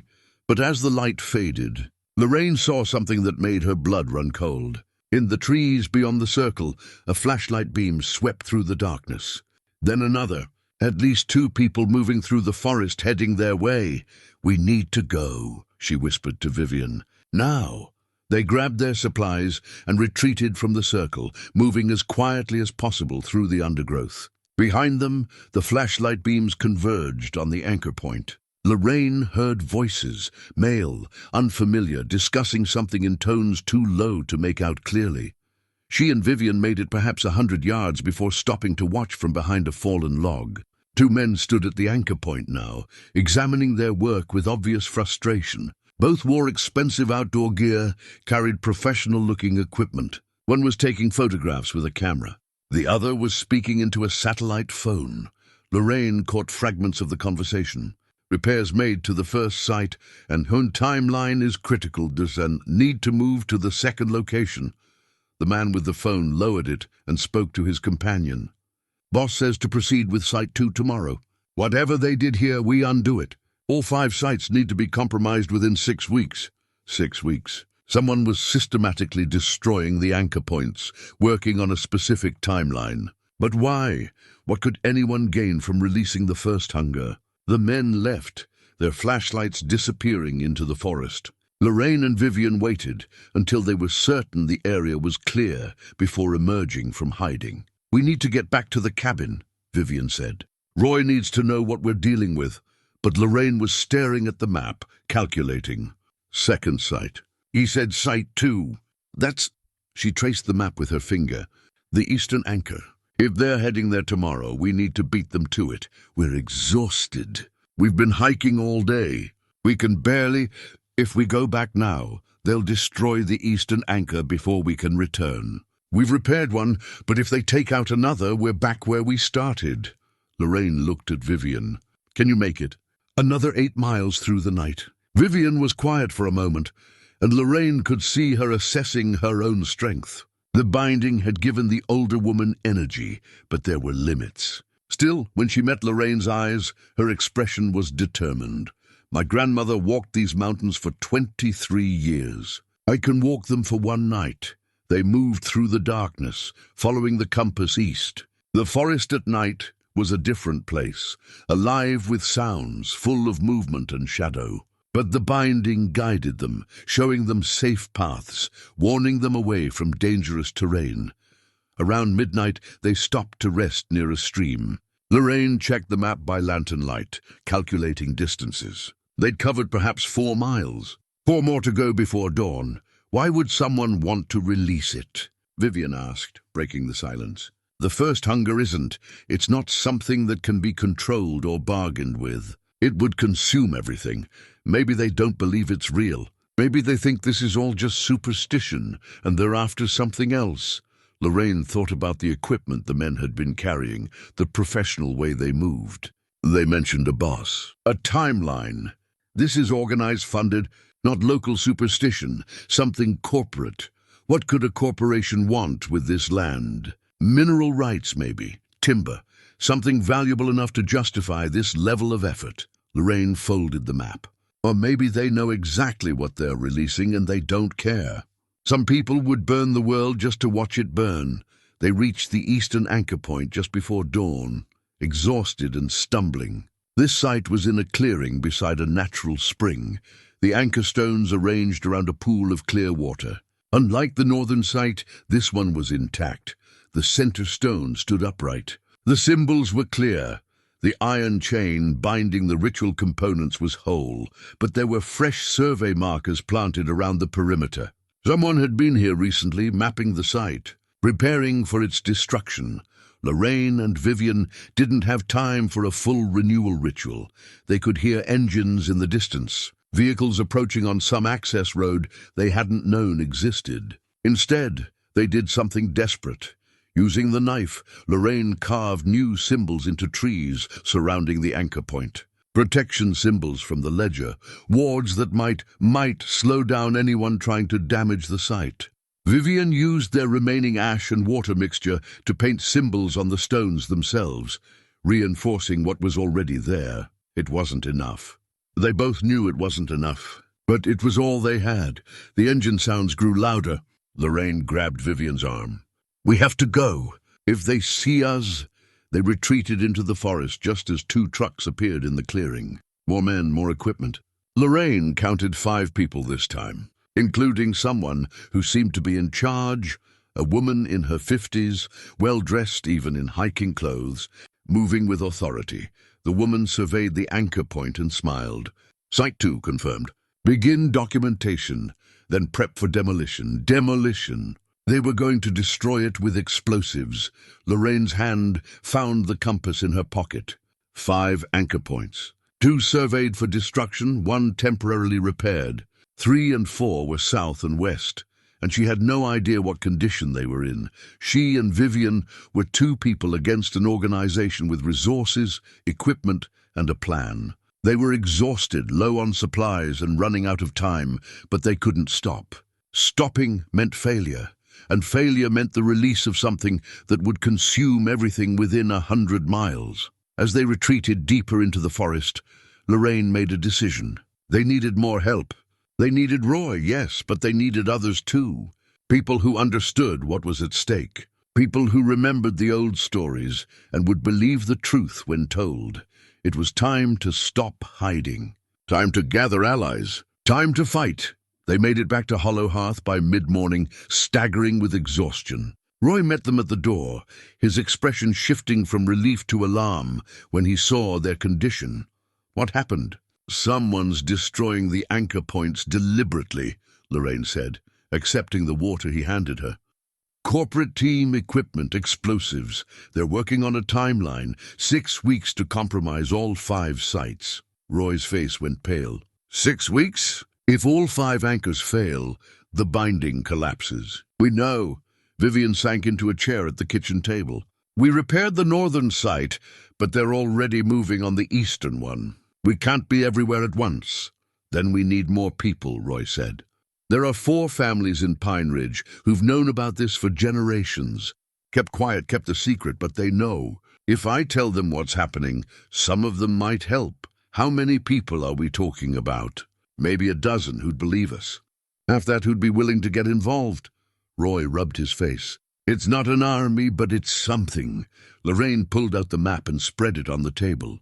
We need to visit all 5 anchor points, assess damage, make repairs where possible, and figure out what these people are really after. She pointed to the locations. Northern site, repaired but vulnerable. Eastern site, intact but surveyed for demolition. Southern, western, and northwestern sites, unknown status. I can take a team to the southern anchor, Roy offered. If you teach me the renewal ritual, I can assess and repair if needed. You're not bound to the place. The ritual requires... Lorraine stopped. Could someone who wasn't bound perform the rituals? The ledger didn't say explicitly, but all references assumed the keeper and assistant were the only ones who could. Vivian shook her head. We need to bind others properly, people who understand the commitment and accept it willingly. That's a big ask, Roy said. Binding yourself to this place for life, so is watching the world end because we were too cautious to share the burden. Vivian's voice was sharp. My grandmother died alone trying to maintain this by herself. I won't let that happen again. The sound of engines interrupted them, multiple vehicles approaching on the access road. Lorraine moved to the window and felt her stomach drop. 3 SUVs, expensive models, pulling into the clearing. The lead vehicle bore corporate logos she recognized from business news, Apex Geological Survey. The woman from the eastern anchor emerged from the first vehicle, flanked by 4 men. She moved with the confidence of someone used to getting her way. Roy swore under his breath. That's Miranda Voss, head of security for Apex. If she's here personally, you know her? Everyone in Pine Ridge knows her. Apex has been buying up mineral rights around here for 5 years. Most people have sold out. Good money for land that wasn't producing much. But the old families refused. Too many stories about this area, too much history. Roy moved away from the window. If she's involved with destroying the anchors, it means Apex is after something specific on this land. Lorraine went to the door and stepped onto the porch. Voss approached with her security team, stopping at the base of the steps. Ms. Pike. Voss's smile was professional and entirely without warmth. I'm Miranda Voss with Apex Geological. We're conducting surveys in this area and notice some interference with our equipment at several sites. I don't know anything about your surveys, Lorraine said evenly. No? Because we have evidence someone was at our northern survey site last night. Made some changes to the area that compromised our readings. Voss pulled out a tablet, showed photos of the repaired anchor point. This is federal land we've legally leased for mineral assessment. Tampering with our equipment or survey markers is a crime. Those aren't survey markers. They're historical sites that predate your lease. Voss's smile sharpened. Historical sites? There are no registered historical markers in this area. What we found were stone arrangements that are interfering with our geological surveys. We are authorized to remove any obstacles to our work. Remove them and people will die. The words hung in the air. Voss studied Lorraine with new interest, as though seeing her clearly for the first time. That sounds like a threat, Ms. Pike. It's a warning. Those sites are maintaining something, a containment. You destroy them. You release something that's been sealed for over a century. Lorraine kept her voice level, despite her racing heart. Whatever mineral deposits you're after, they're not worth what you'll unleash. Voss laughed, but there was calculation in her eyes. You actually believe that, don't you? The old stories about this valley. The superstitions about animals disappearing, about voices in the forest. She stepped closer. Let me tell you what I believe, Ms. Pike. I believe there's a significant deposit of rare earth minerals beneath this area, worth potentially billions. I believe people have been keeping this land undeveloped for generations, using fear and folklore. And I believe that stops now. You don't understand what you're dealing with. I understand geology and profit margins. Voss gestured to her team. We've completed surveys of all 5 sites in the area. Tomorrow morning, we begin site clearing.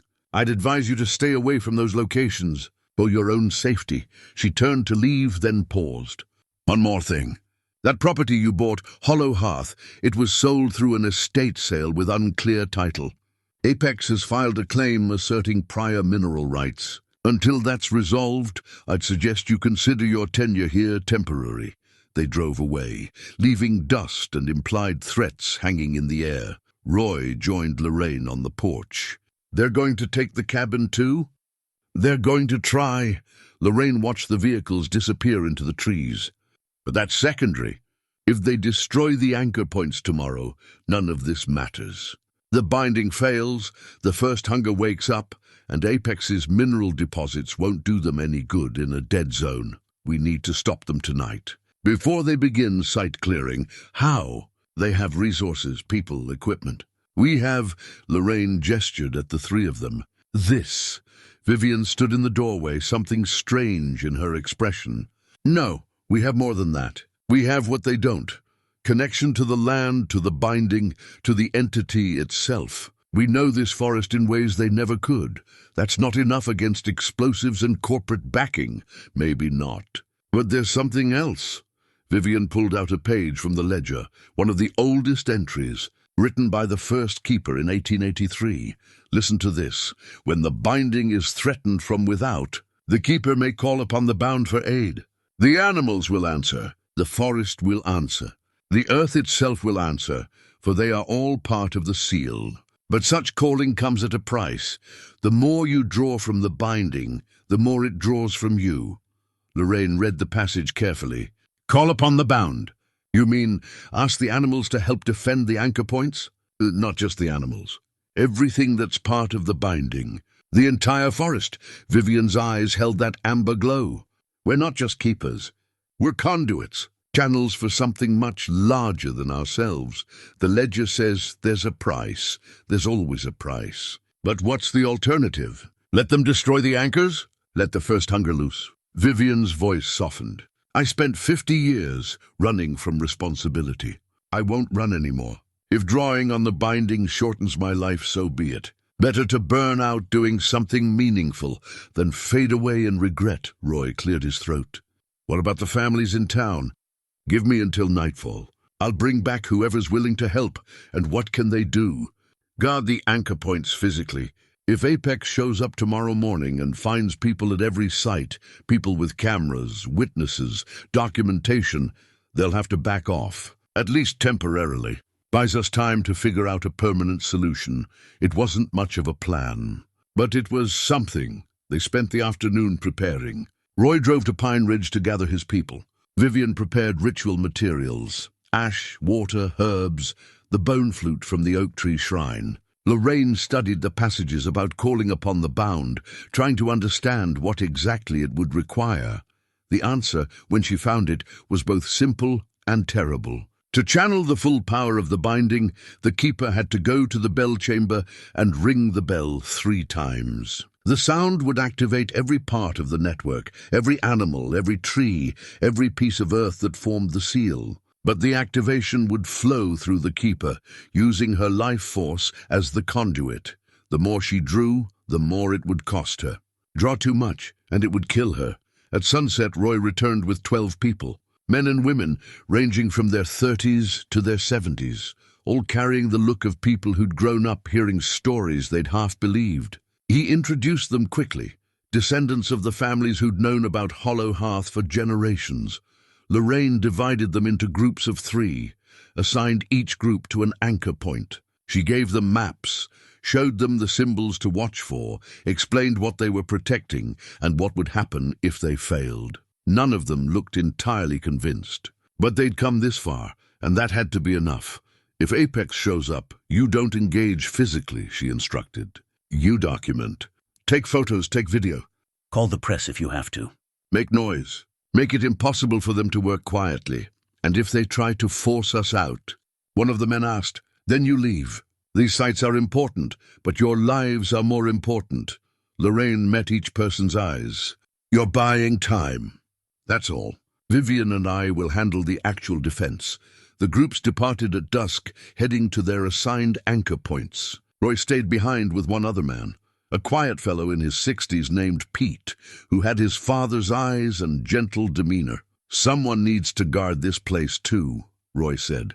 "The cabin is the center of everything.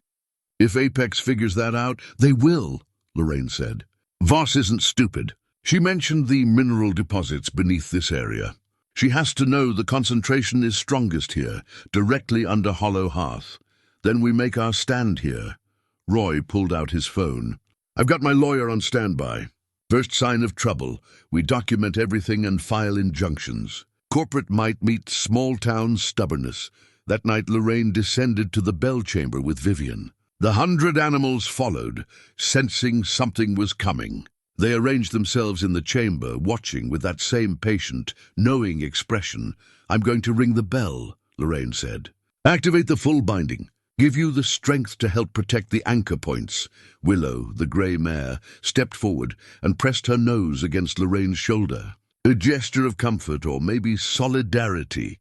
It's going to cost me, Lorraine continued, though she wasn't sure if she was explaining to the animals or herself. The ledger is clear about that.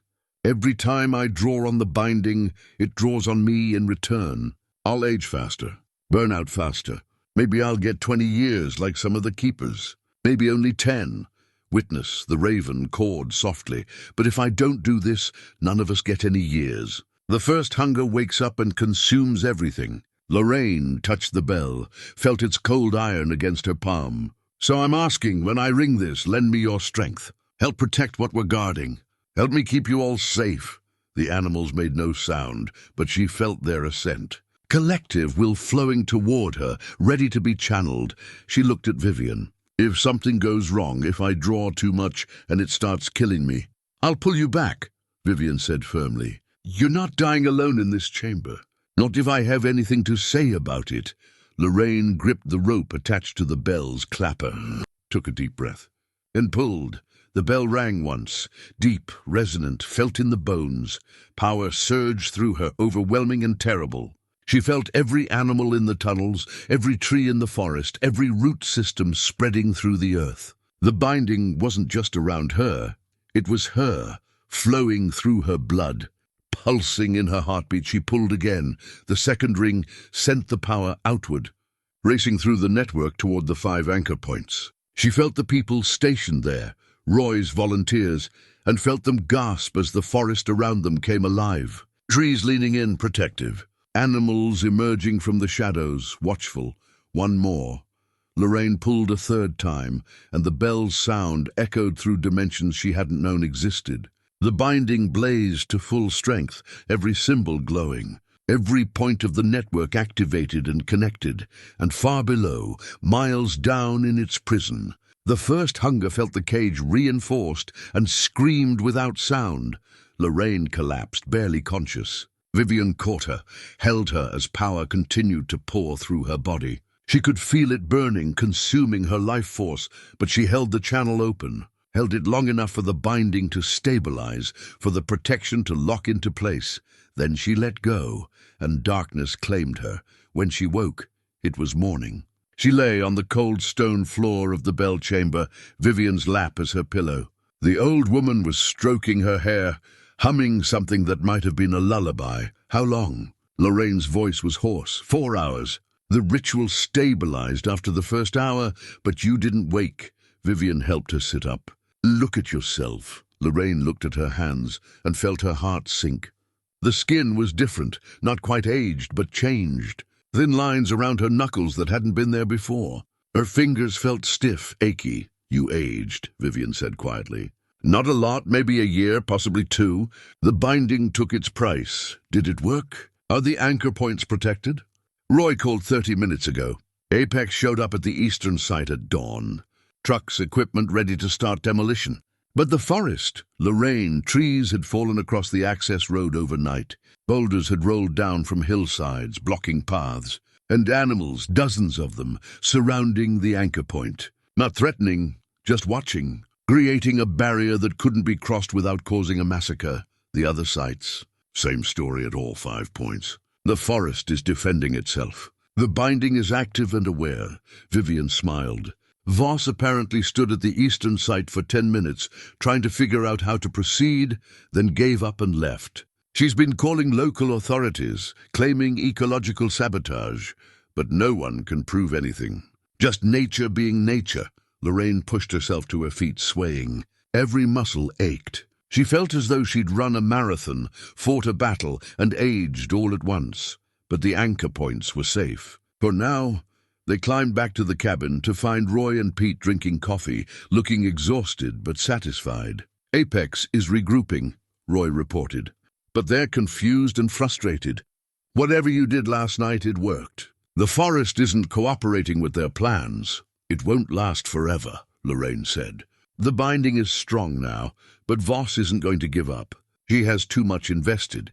Then we use the time we bought. File legal challenges, get environmental groups involved, make as much noise as possible. Roy's expression was determined. You fought the supernatural battle. Now we fight the legal one, Lorraine nodded, though she felt the weight of years she'd spent. The price she'd paid, written in the ache of her bones and the stiffness of her joints. She'd bought them time. But time, like everything else in this place, came at a cost she'd be paying for the rest of her life.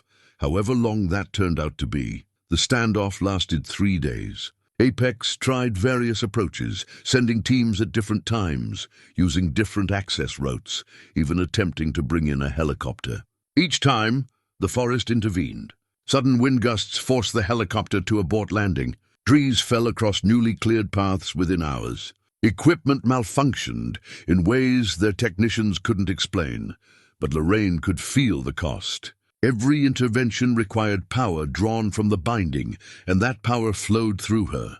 Each morning she woke more exhausted than the day before. The lines on her hands deepened. Her hair, which had been solid dark brown, showed streaks of grey at the temples. Vivian noticed but said nothing, though her concerned glances spoke volumes. On the 4th day, Roy arrived with news. Voss has filed permits to bring in heavy machinery. Claims she needs to clear dangerous dead trees that are blocking legitimate survey work. If the permits get approved, she can legally demolish everything. How long before approval? Week, maybe 2 if we're lucky. My lawyer's filing objections, but Apex has better lawyers and deeper pockets. Lorraine spread the map on the table, studying the anchor points. We can't maintain this level of defense for 2 weeks. It's burning through my reserves too fast. Then we need to end this faster. Vivian pointed to the cabin itself. Voss mentioned mineral deposits concentrated here under Hollow Hearth. What if we give her what she wants? Not the minerals, but access to study them, under controlled conditions. Let her see what's actually here. You want to show her the truth? The tunnels, the binding, the entity below? I want to give her a choice, back off willingly, or continue and face consequences she can't ignore. Vivian's expression was grave. We bring her to the bell chamber. Let her feel what's down there. Sometimes the only way to make someone believe is to show them. Roy shook his head. That's a huge risk. If she doesn't believe, if she thinks it's just underground caves and superstition, then we lose nothing we weren't already losing, Lorraine finished. But if there's a chance it works, a chance she understands what she's threatening to release, she looked at Vivian. It's worth trying. They extended the invitation through Roy's lawyer.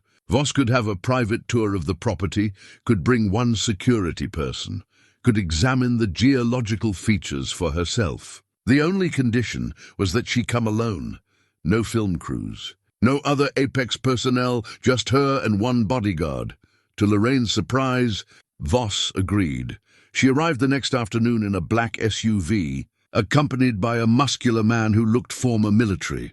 Voss wore practical hiking gear, but somehow made it look executive. Expensive boots, designer outdoor wear, hair pulled back in a neat bun. Ms. Pike. Voss's greeting was professional. I appreciate you agreeing to this meeting. I hope we can resolve our differences civilly.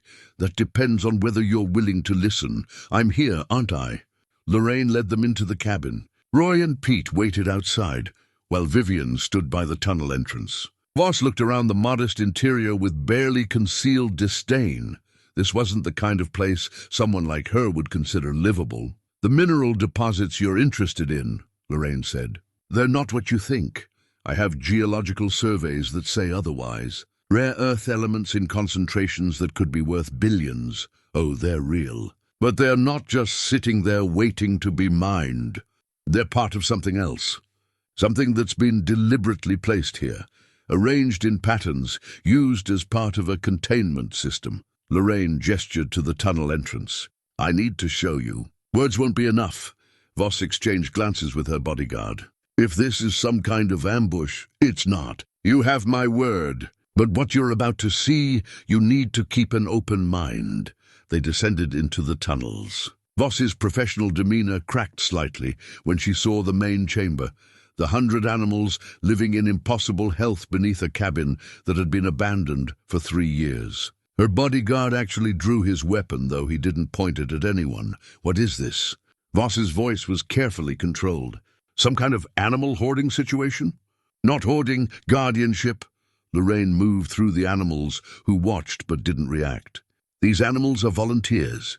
They're part of a system that's been maintained for over a century. Come deeper. You need to see the center. She led them down through the passages, past the bone chamber, down the steep tunnel to the bell chamber. With each step, Voss's skepticism battled with growing unease. The temperature dropped. The walls showed those strange symbols, layer upon layer. The air took on that mineral, sulphurous quality. When they reached the bell chamber, Voss stopped and stared. The iron bell, the massive space, the 5 converging tunnels, the elaborate symbol circle carved into the floor. This is... She approached the center stone, examining it with a geologist's eye. This is ancient, pre-colonial, possibly pre-indigenous. Who built this? Someone who knew what was here, what needed to be contained. Lorraine gestured to the carvings on the walls. Read them. Study them. They tell the story. Voss spent 15 minutes examining the chamber, taking photos, touching the carvings. Her bodyguard stood near the entrance, weapons still drawn, clearly uncomfortable. Finally, Voss turned to Lorraine. This is archaeological, possibly historically significant. But it doesn't change the fact that there are valuable mineral deposits. Touch the bell, Vivian interrupted. She'd followed them down, moving quietly. If you want to understand what you're dealing with, touch the bell. I'm not. You came here to see the truth. The bell will show you. Vivian's eyes held that amber glow. Unless you're afraid of what you might learn. The challenge hung in the air. Voss, to her credit, didn't back down from challenges. She approached the bell, reached out, and placed her palm against the cold iron. Nothing happened for a moment. Then Voss gasped, stumbled backward. Her bodyguard moved to catch her, but she waved him off, staring at her hand as though it had betrayed her. What was... She couldn't form complete sentences. You felt it, Lorraine said quietly. Didn't you? The thing below. The reason this chamber exists. The reason the binding was created. Voss was shaking. That's not possible. That was imagination, suggestion, some kind of... It was real. As real as the ground under your feet. Lorraine stepped closer. Your geological surveys show mineral concentrations here because those minerals are part of the binding. They're not random deposits. They were placed deliberately, arranged in specific patterns to create a cage, a prison for something that predates human history. This is insane, is it? You felt it. You know what's down there. Vivian moved to stand beside Lorraine. The question is, what are you going to do with that knowledge? Voss took several deep breaths, visibly trying to regain her composure. Even if I believe this, which I'm not saying I do, I have a responsibility to my company, to investors. We've spent millions on surveys and permits and equipment, and if you proceed, you'll release something that makes those millions meaningless. You'll trigger a catastrophe that will consume everything within 100 miles, including you, including Pine Ridge, including everyone you've ever worked with. You're asking me to walk away from potentially the largest mineral find in North America based on what? A bad feeling when I touched an old bell. I'm asking you to trust your instincts. You felt something down there. Something wrong. Something hungry. Lorraine held Voss's gaze. I'm not your enemy. I'm trying to protect something that protects you, that protects everyone. But I can't do it while fighting you at the same time. Voss was quiet for a long moment. Then she pulled out her phone. No signal this deep, but she checked anyway. A nervous habit. I need to think. Process this. I can't just... She stopped, collected herself. Give me 24 hours. I'll have an answer for you then. They returned to the surface. Voss and her bodyguard left without another word. The SUV disappearing down the access road in a cloud of dust. Roy emerged from where he'd been waiting. "Well, she felt it," Lorraine said. "Question is whether she'll believe what she felt or convince herself it was something else." That night, Lorraine couldn't sleep. She kept returning to the bell chamber, checking the binding, feeling for weaknesses. The activation 3 days ago had strengthened everything significantly, but she could sense stress points, places where the structure was sound but not as strong as it should be. The problem was the chain at the northern anchor. The temporary repair with rope wouldn't hold indefinitely, and the eastern anchor, while protected by the forest's intervention, hadn't received proper renewal. 2 weak points in a 5-point network. She needed the keeper's knife. The artifact mentioned in the oldest ledger entries, a blade that could cut through both physical and supernatural bonds, that could be used to reinforce bindings at the deepest level. According to the records, it was kept at the Great Oak Shrine, hidden where only a keeper could find it. At dawn, Lorraine set out alone. Ash insisted on accompanying her, and she didn't have the heart to refuse. The compass led them straight to the oak tree, and this time, when Lorraine examined the hollow at its base, she saw what she'd missed before, a hidden compartment behind the bone arrangements. Inside was a blade, not large, maybe 8 inches of steel, the metal black with age. The handle was carved from horn or bone, inscribed with the names of the 5 previous keepers. A 6th space remained blank, waiting for her name to be added. The moment her fingers touched the knife, she felt it. Power, purpose, the accumulated will of every woman who'd held this blade before her. It wasn't just a tool. It was a focus, a channel for the binding's energy, and according to the ledger's most dire entries, it was also a weapon of last resort. If the binding failed completely, if the first hunger began to emerge, the keeper could use this knife in a final ritual, driving it into the bloodstone at the 5th anchor point, sacrificing her own life to create a permanent seal. 6 keepers, 6 sacrifices. The pattern that was meant to end with her. Lorraine held the knife, feeling its weight, its significance. She prayed it wouldn't come to that. Prayed that Voss would make the right choice, that legal challenges would work, that something would resolve this without requiring the ultimate price. But if prayers failed, she now had the tool to do what must be done. She returned to Hollow Hearth to find Roy and Vivian in animated discussion. Thomas had arrived, Roy's son, the forest ranger they'd hoped to recruit. "Dad told me everything," Thomas said when he saw Lorraine. "Showed me his father's notes, told me about the binding, the entity, all of it. I thought he'd lost his mind until—" he gestured at the forest. "Until I saw what the trees did to Apex's equipment. That's not natural, not even close. So you believe?" "I believe something's happening that I don't understand. And I believe my grandfather spent his life protecting it, which means it matters." Thomas pulled out a ranger badge. "I also believe I can use my position to slow Apex down officially. File environmental impact reports, require additional permits, request federal oversight. Buy you time." "Time to do what?" Lorraine asked. "Time to find a permanent solution." Vivian's expression was troubled. "Because even if Voss backs off, someone else will come eventually. The mineral deposits are real. This land will always be a target." She was right. This confrontation with Apex was just the latest in what could be an endless series of threats. How many times could they defend the anchor points? How many years could Lorraine sustain the binding before it burned her out completely? The knife in her pack seemed to pulse with dark promise. One sacrifice, one permanent seal, and the threat would end forever. But at what cost? Roy's phone rang. He answered, listened, his expression growing grave. "I understand. Yes, I'll tell her." He hung up and looked at Lorraine. "That was my lawyer. Voss has made her decision. She's holding a press conference tomorrow morning in Pine Ridge. She's going to announce Apex's plans for the area, full development, immediate start to operations."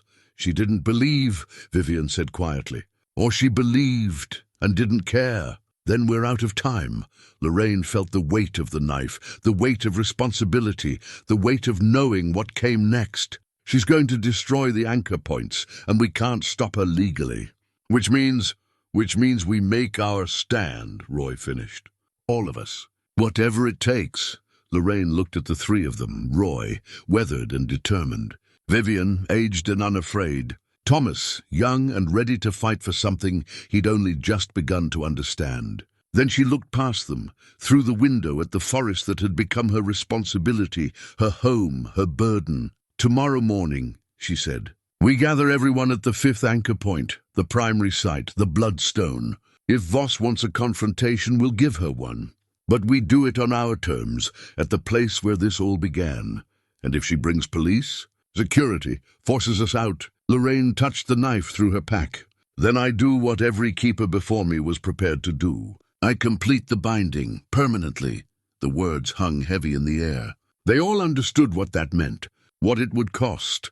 But sometimes the right choice was also the hardest one, and Lorraine Pike had learned, through pain and loss, and finding purpose in the darkest place, that running from hard choices only made them harder. Tomorrow she would stand. Tomorrow she would fight. Tomorrow she would either save everything or lose it all, including herself, in the trying. They reached the 5th anchor point before dawn. Lorraine, Vivian, Roy, Thomas, and the 12 volunteers who'd been guarding the sites. The location was remote, even by the forest's standards, requiring a 3-hour hike through terrain that seemed designed to discourage visitors. But the compass led them true, and by the time the sun began to lighten the eastern sky, they stood at the primary binding site. The Bloodstone dominated the clearing, a massive boulder of dark granite, easily 10 feet tall and twice as wide. Unlike the other anchor points with their circles of smaller stones, this was a single monolith. Its surface was carved with symbols so intricate they seemed to move in the shifting light. And at its base, clearly visible, were 6 names carved in stone. 5 complete. The 6th begun but never finished. M. Hartwell, 1883-1911, E. Kohler, 1911-1939, D. Shannon, 1939-1962, E. Wong, 1962-1995, A. Torres, 1995-2021 L. P.I. The carving ended there. The stone chisel work incomplete. Waiting. Vivian approached the boulder slowly, running her fingers over her grandmother's name, Dorothy Shannon. She died trying to protect this place, alone. "Not this time," Lorraine said. "Whatever happens today, we face it together."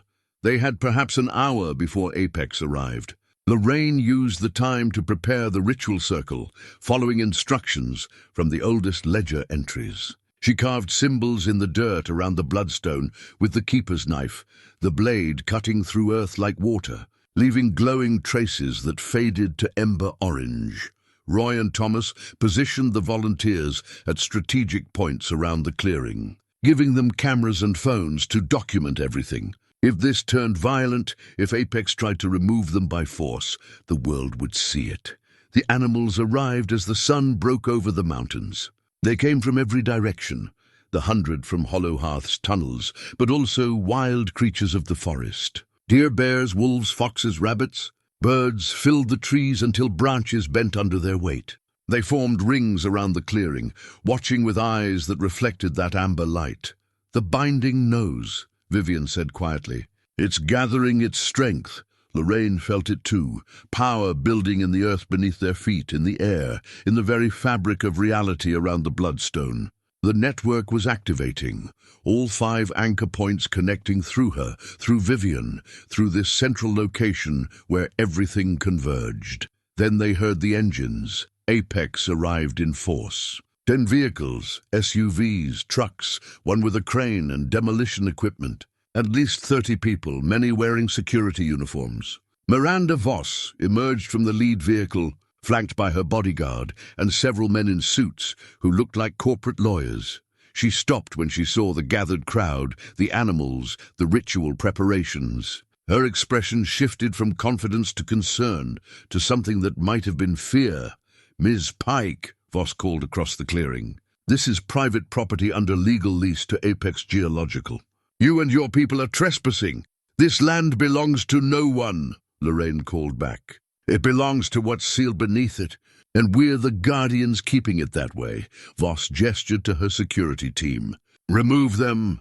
The security guards moved forward, then stopped. The animals had shifted position, creating a living barrier between the clearing and Apex's people. Not threatening, not aggressive, simply present. An impassable wall of fur and feather and fang. One guard tried to push past a bear, standing in his path. The bear didn't attack, didn't even growl. It simply stood its ground, and the guard couldn't move it. Couldn't make himself move it.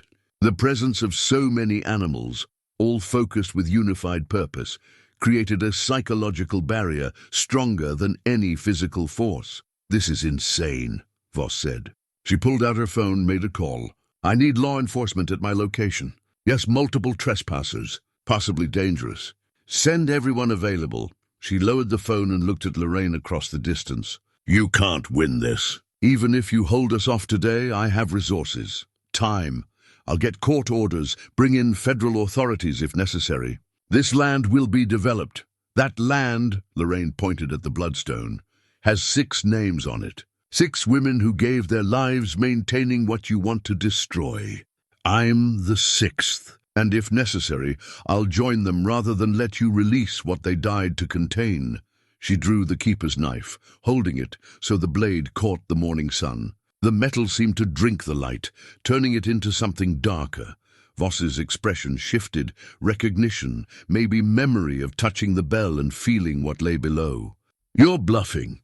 You wouldn't—" A tremor ran through the ground. Not earthquake, something else. Something responding to the confrontation, to the weakening of barriers as the binding strained to contain it. The tremor came again, stronger. Cracks appeared in the earth, radiating from the bloodstone, and from those cracks, heat. Sulphurous air. The smell of something ancient and wrong. Voss's people retreated instinctively. Several ran for the vehicles. Even her bodyguard looked uncertain. "You feel it now," Lorraine said, her voice carrying across the clearing. "What I've been trying to tell you. What's down there, what's been sealed for over a century. This isn't folklore or superstition. It's real, and it's waking up because you've been damaging the bindings that keep it asleep." Another tremor. And this time something broke through, a crack in the earth wide enough to see into, and in that darkness movement. Shadow that moved against shadow. A sense of vast hunger reaching upward, testing its cage.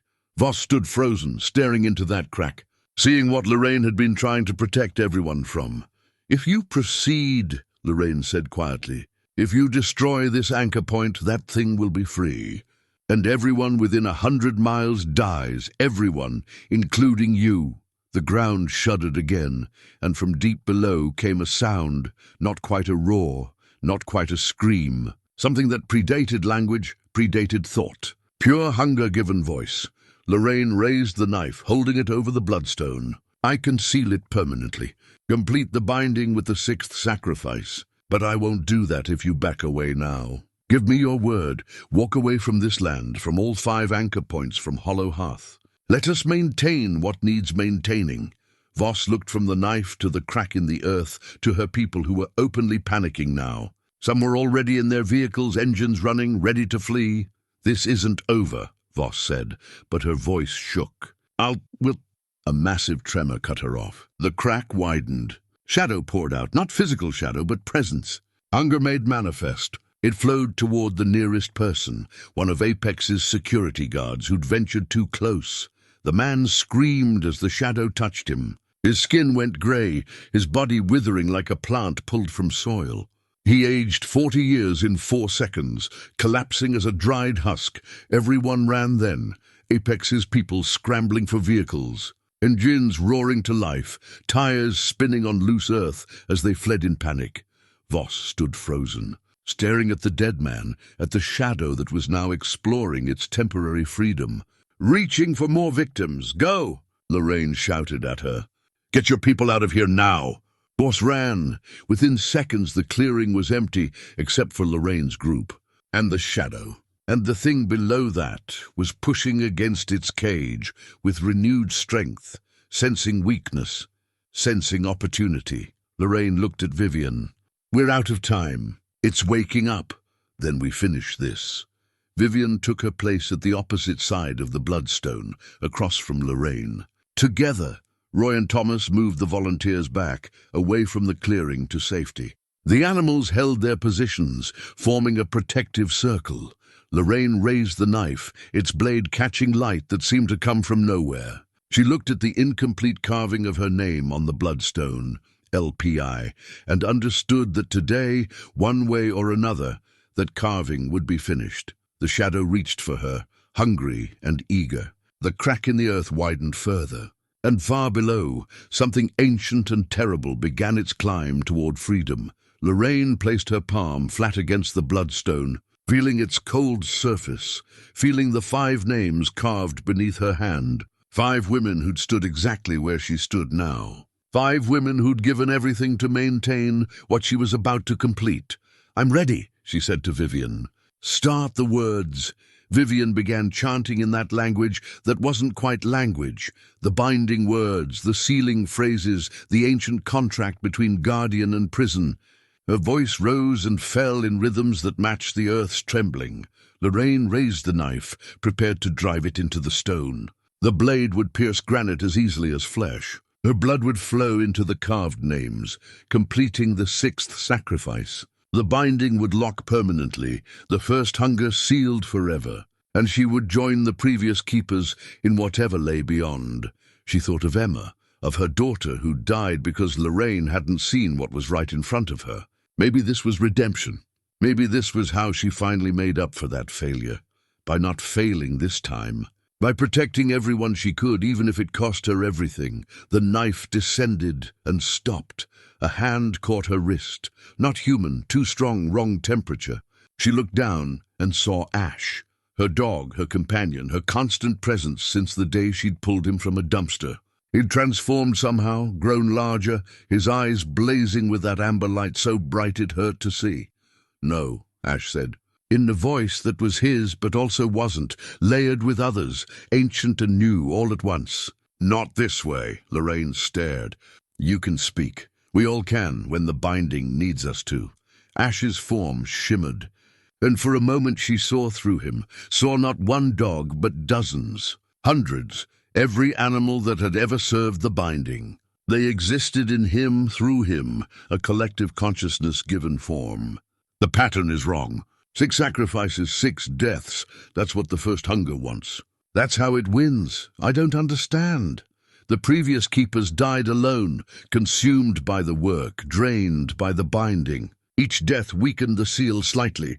Each sacrifice fed the hunger instead of containing it. Ash's voice carried weight beyond his form. "You were meant to break the pattern, not complete it. You brought others in, shared the burden. That's the answer." Vivian stopped chanting, looking between Lorraine and Ash with wide eyes. The ledger said the binding required purity. Purity of intention, not solitude. Ash released Lorraine's wrist. "The first hunger grows strong on isolation, on despair, on the sacrifice of hope. But you've built something different. Community, support, shared purpose. That's what can truly seal it." The shadow writhed closer, sensing the hesitation. The crack widened further. From below, tentacles of darkness began to emerge. Not physical, but presence given form, reaching for anything living to drain. "Then what do we do?" Lorraine demanded. "If not sacrifice, how do we seal it?" "Together." Ash looked toward the forest, where Roy, Thomas, and the volunteers waited. "All of you. The binding was made by one, maintained by one, and that's why it's failing. But if all of you join, if you bind yourselves willingly to this place, to this purpose, the seal becomes unbreakable. Binding them means they age faster, faster. I won't ask that of them. You won't have to ask. Some burdens people choose to carry." Ash's form began to fade, becoming translucent. "We animals have been carrying it alongside the keepers for over a century. Time humans learned to share their own weight." He dissolved into light, into dozens of glowing forms that scattered into the forest. But his words remained, hanging in the air like a challenge. Lorraine looked at Vivian. "Did you know that there was another way?" "I suspected. My grandmother's last letter mentioned something, that the old way was wrong, that she'd figured out the truth too late." Vivian gripped Lorraine's hand. "We call them, all of them, We offer them the choice, and we trust them to choose right. The shadow was meters away now, reaching with hungry tendrils. The earth cracked further, heat pouring from below, sulphurous and choking. They had minutes at best. Lorraine cupped her hands around her mouth and shouted into the forest. "Roy, Thomas, everyone, we need you now." They emerged from the trees, Roy leading, Thomas close behind, the 12 volunteers following despite obvious fear. They saw the shadow, saw the cracks, saw death approaching, but they came anyway. "What do you need?"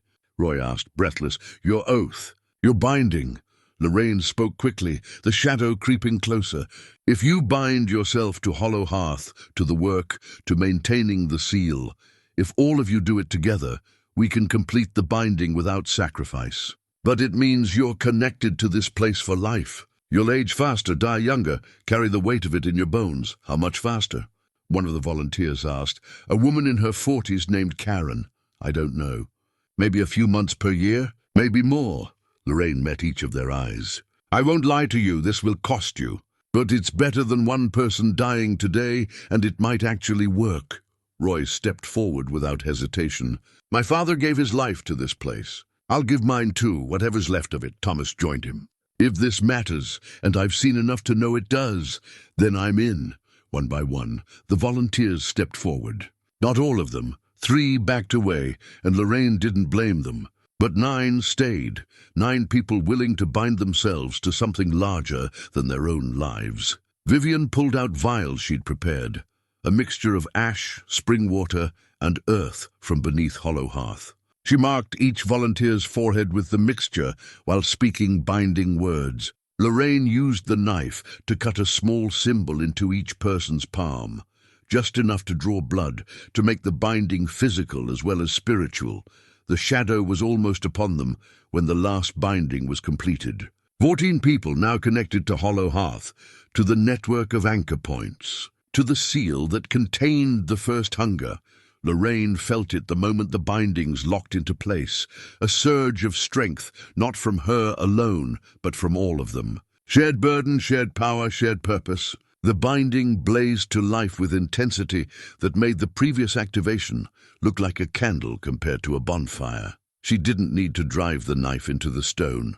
Instead, she carved quickly, precisely channeling the collective will of 14 bound guardians through the blade. She carved her name into the bloodstone, completing what had been left unfinished. Lorraine Pike, 2025. She left the end date blank. She wasn't dying today, wasn't joining the previous keepers in death. She was starting something new, a living guardianship, not a dying one. The shadow recoiled as the binding completed. The symbols on the bloodstone blazed with light so bright it turned night into day. The light spread outward through the network, connecting all 5 anchor points, creating an unbreakable web of will and determination. The cracks in the earth sealed shut. The heat disappeared. The sulphurous air cleared, replaced by the clean scent of pine and earth. And far below, the first hunger screamed its frustration as the cage that had weakened over 3 years suddenly reinforced itself 100-fold. 14 lives bound to maintaining it. 14 wills focused on keeping it contained. 14 people choosing to carry the burden together instead of watching one person die alone. The light faded slowly, leaving them standing in a forest that felt different, cleaner, stronger, more alive. The animals that had gathered began dispersing. Their purpose served, though Lorraine could still feel their connection to the binding. Roy was the first to speak. "Did it work?" Lorraine checked the network through her new awareness, feeling all 5 anchor points, feeling the strength of the seal. "It worked. The binding is stable, stronger than it's been in generations. And the cost?" Thomas looked at his marked palm, already healing over the symbol. "We'll all age a bit faster. Lose a few years off the end, probably." Lorraine smiled despite everything. "But we'll be alive to age. That's more than the previous keepers could say." Karen, one of the volunteers, looked at the bloodstone. "So we're guardians now, all of us?" "All of us," Vivian confirmed. "For whatever time we have left." In the distance, sirens approached, probably law enforcement responding to Voss's call. But the threat had passed. The anchor points were secure. The binding held, and for the first time in over a century, the keeper of Hollow Hearth wasn't alone.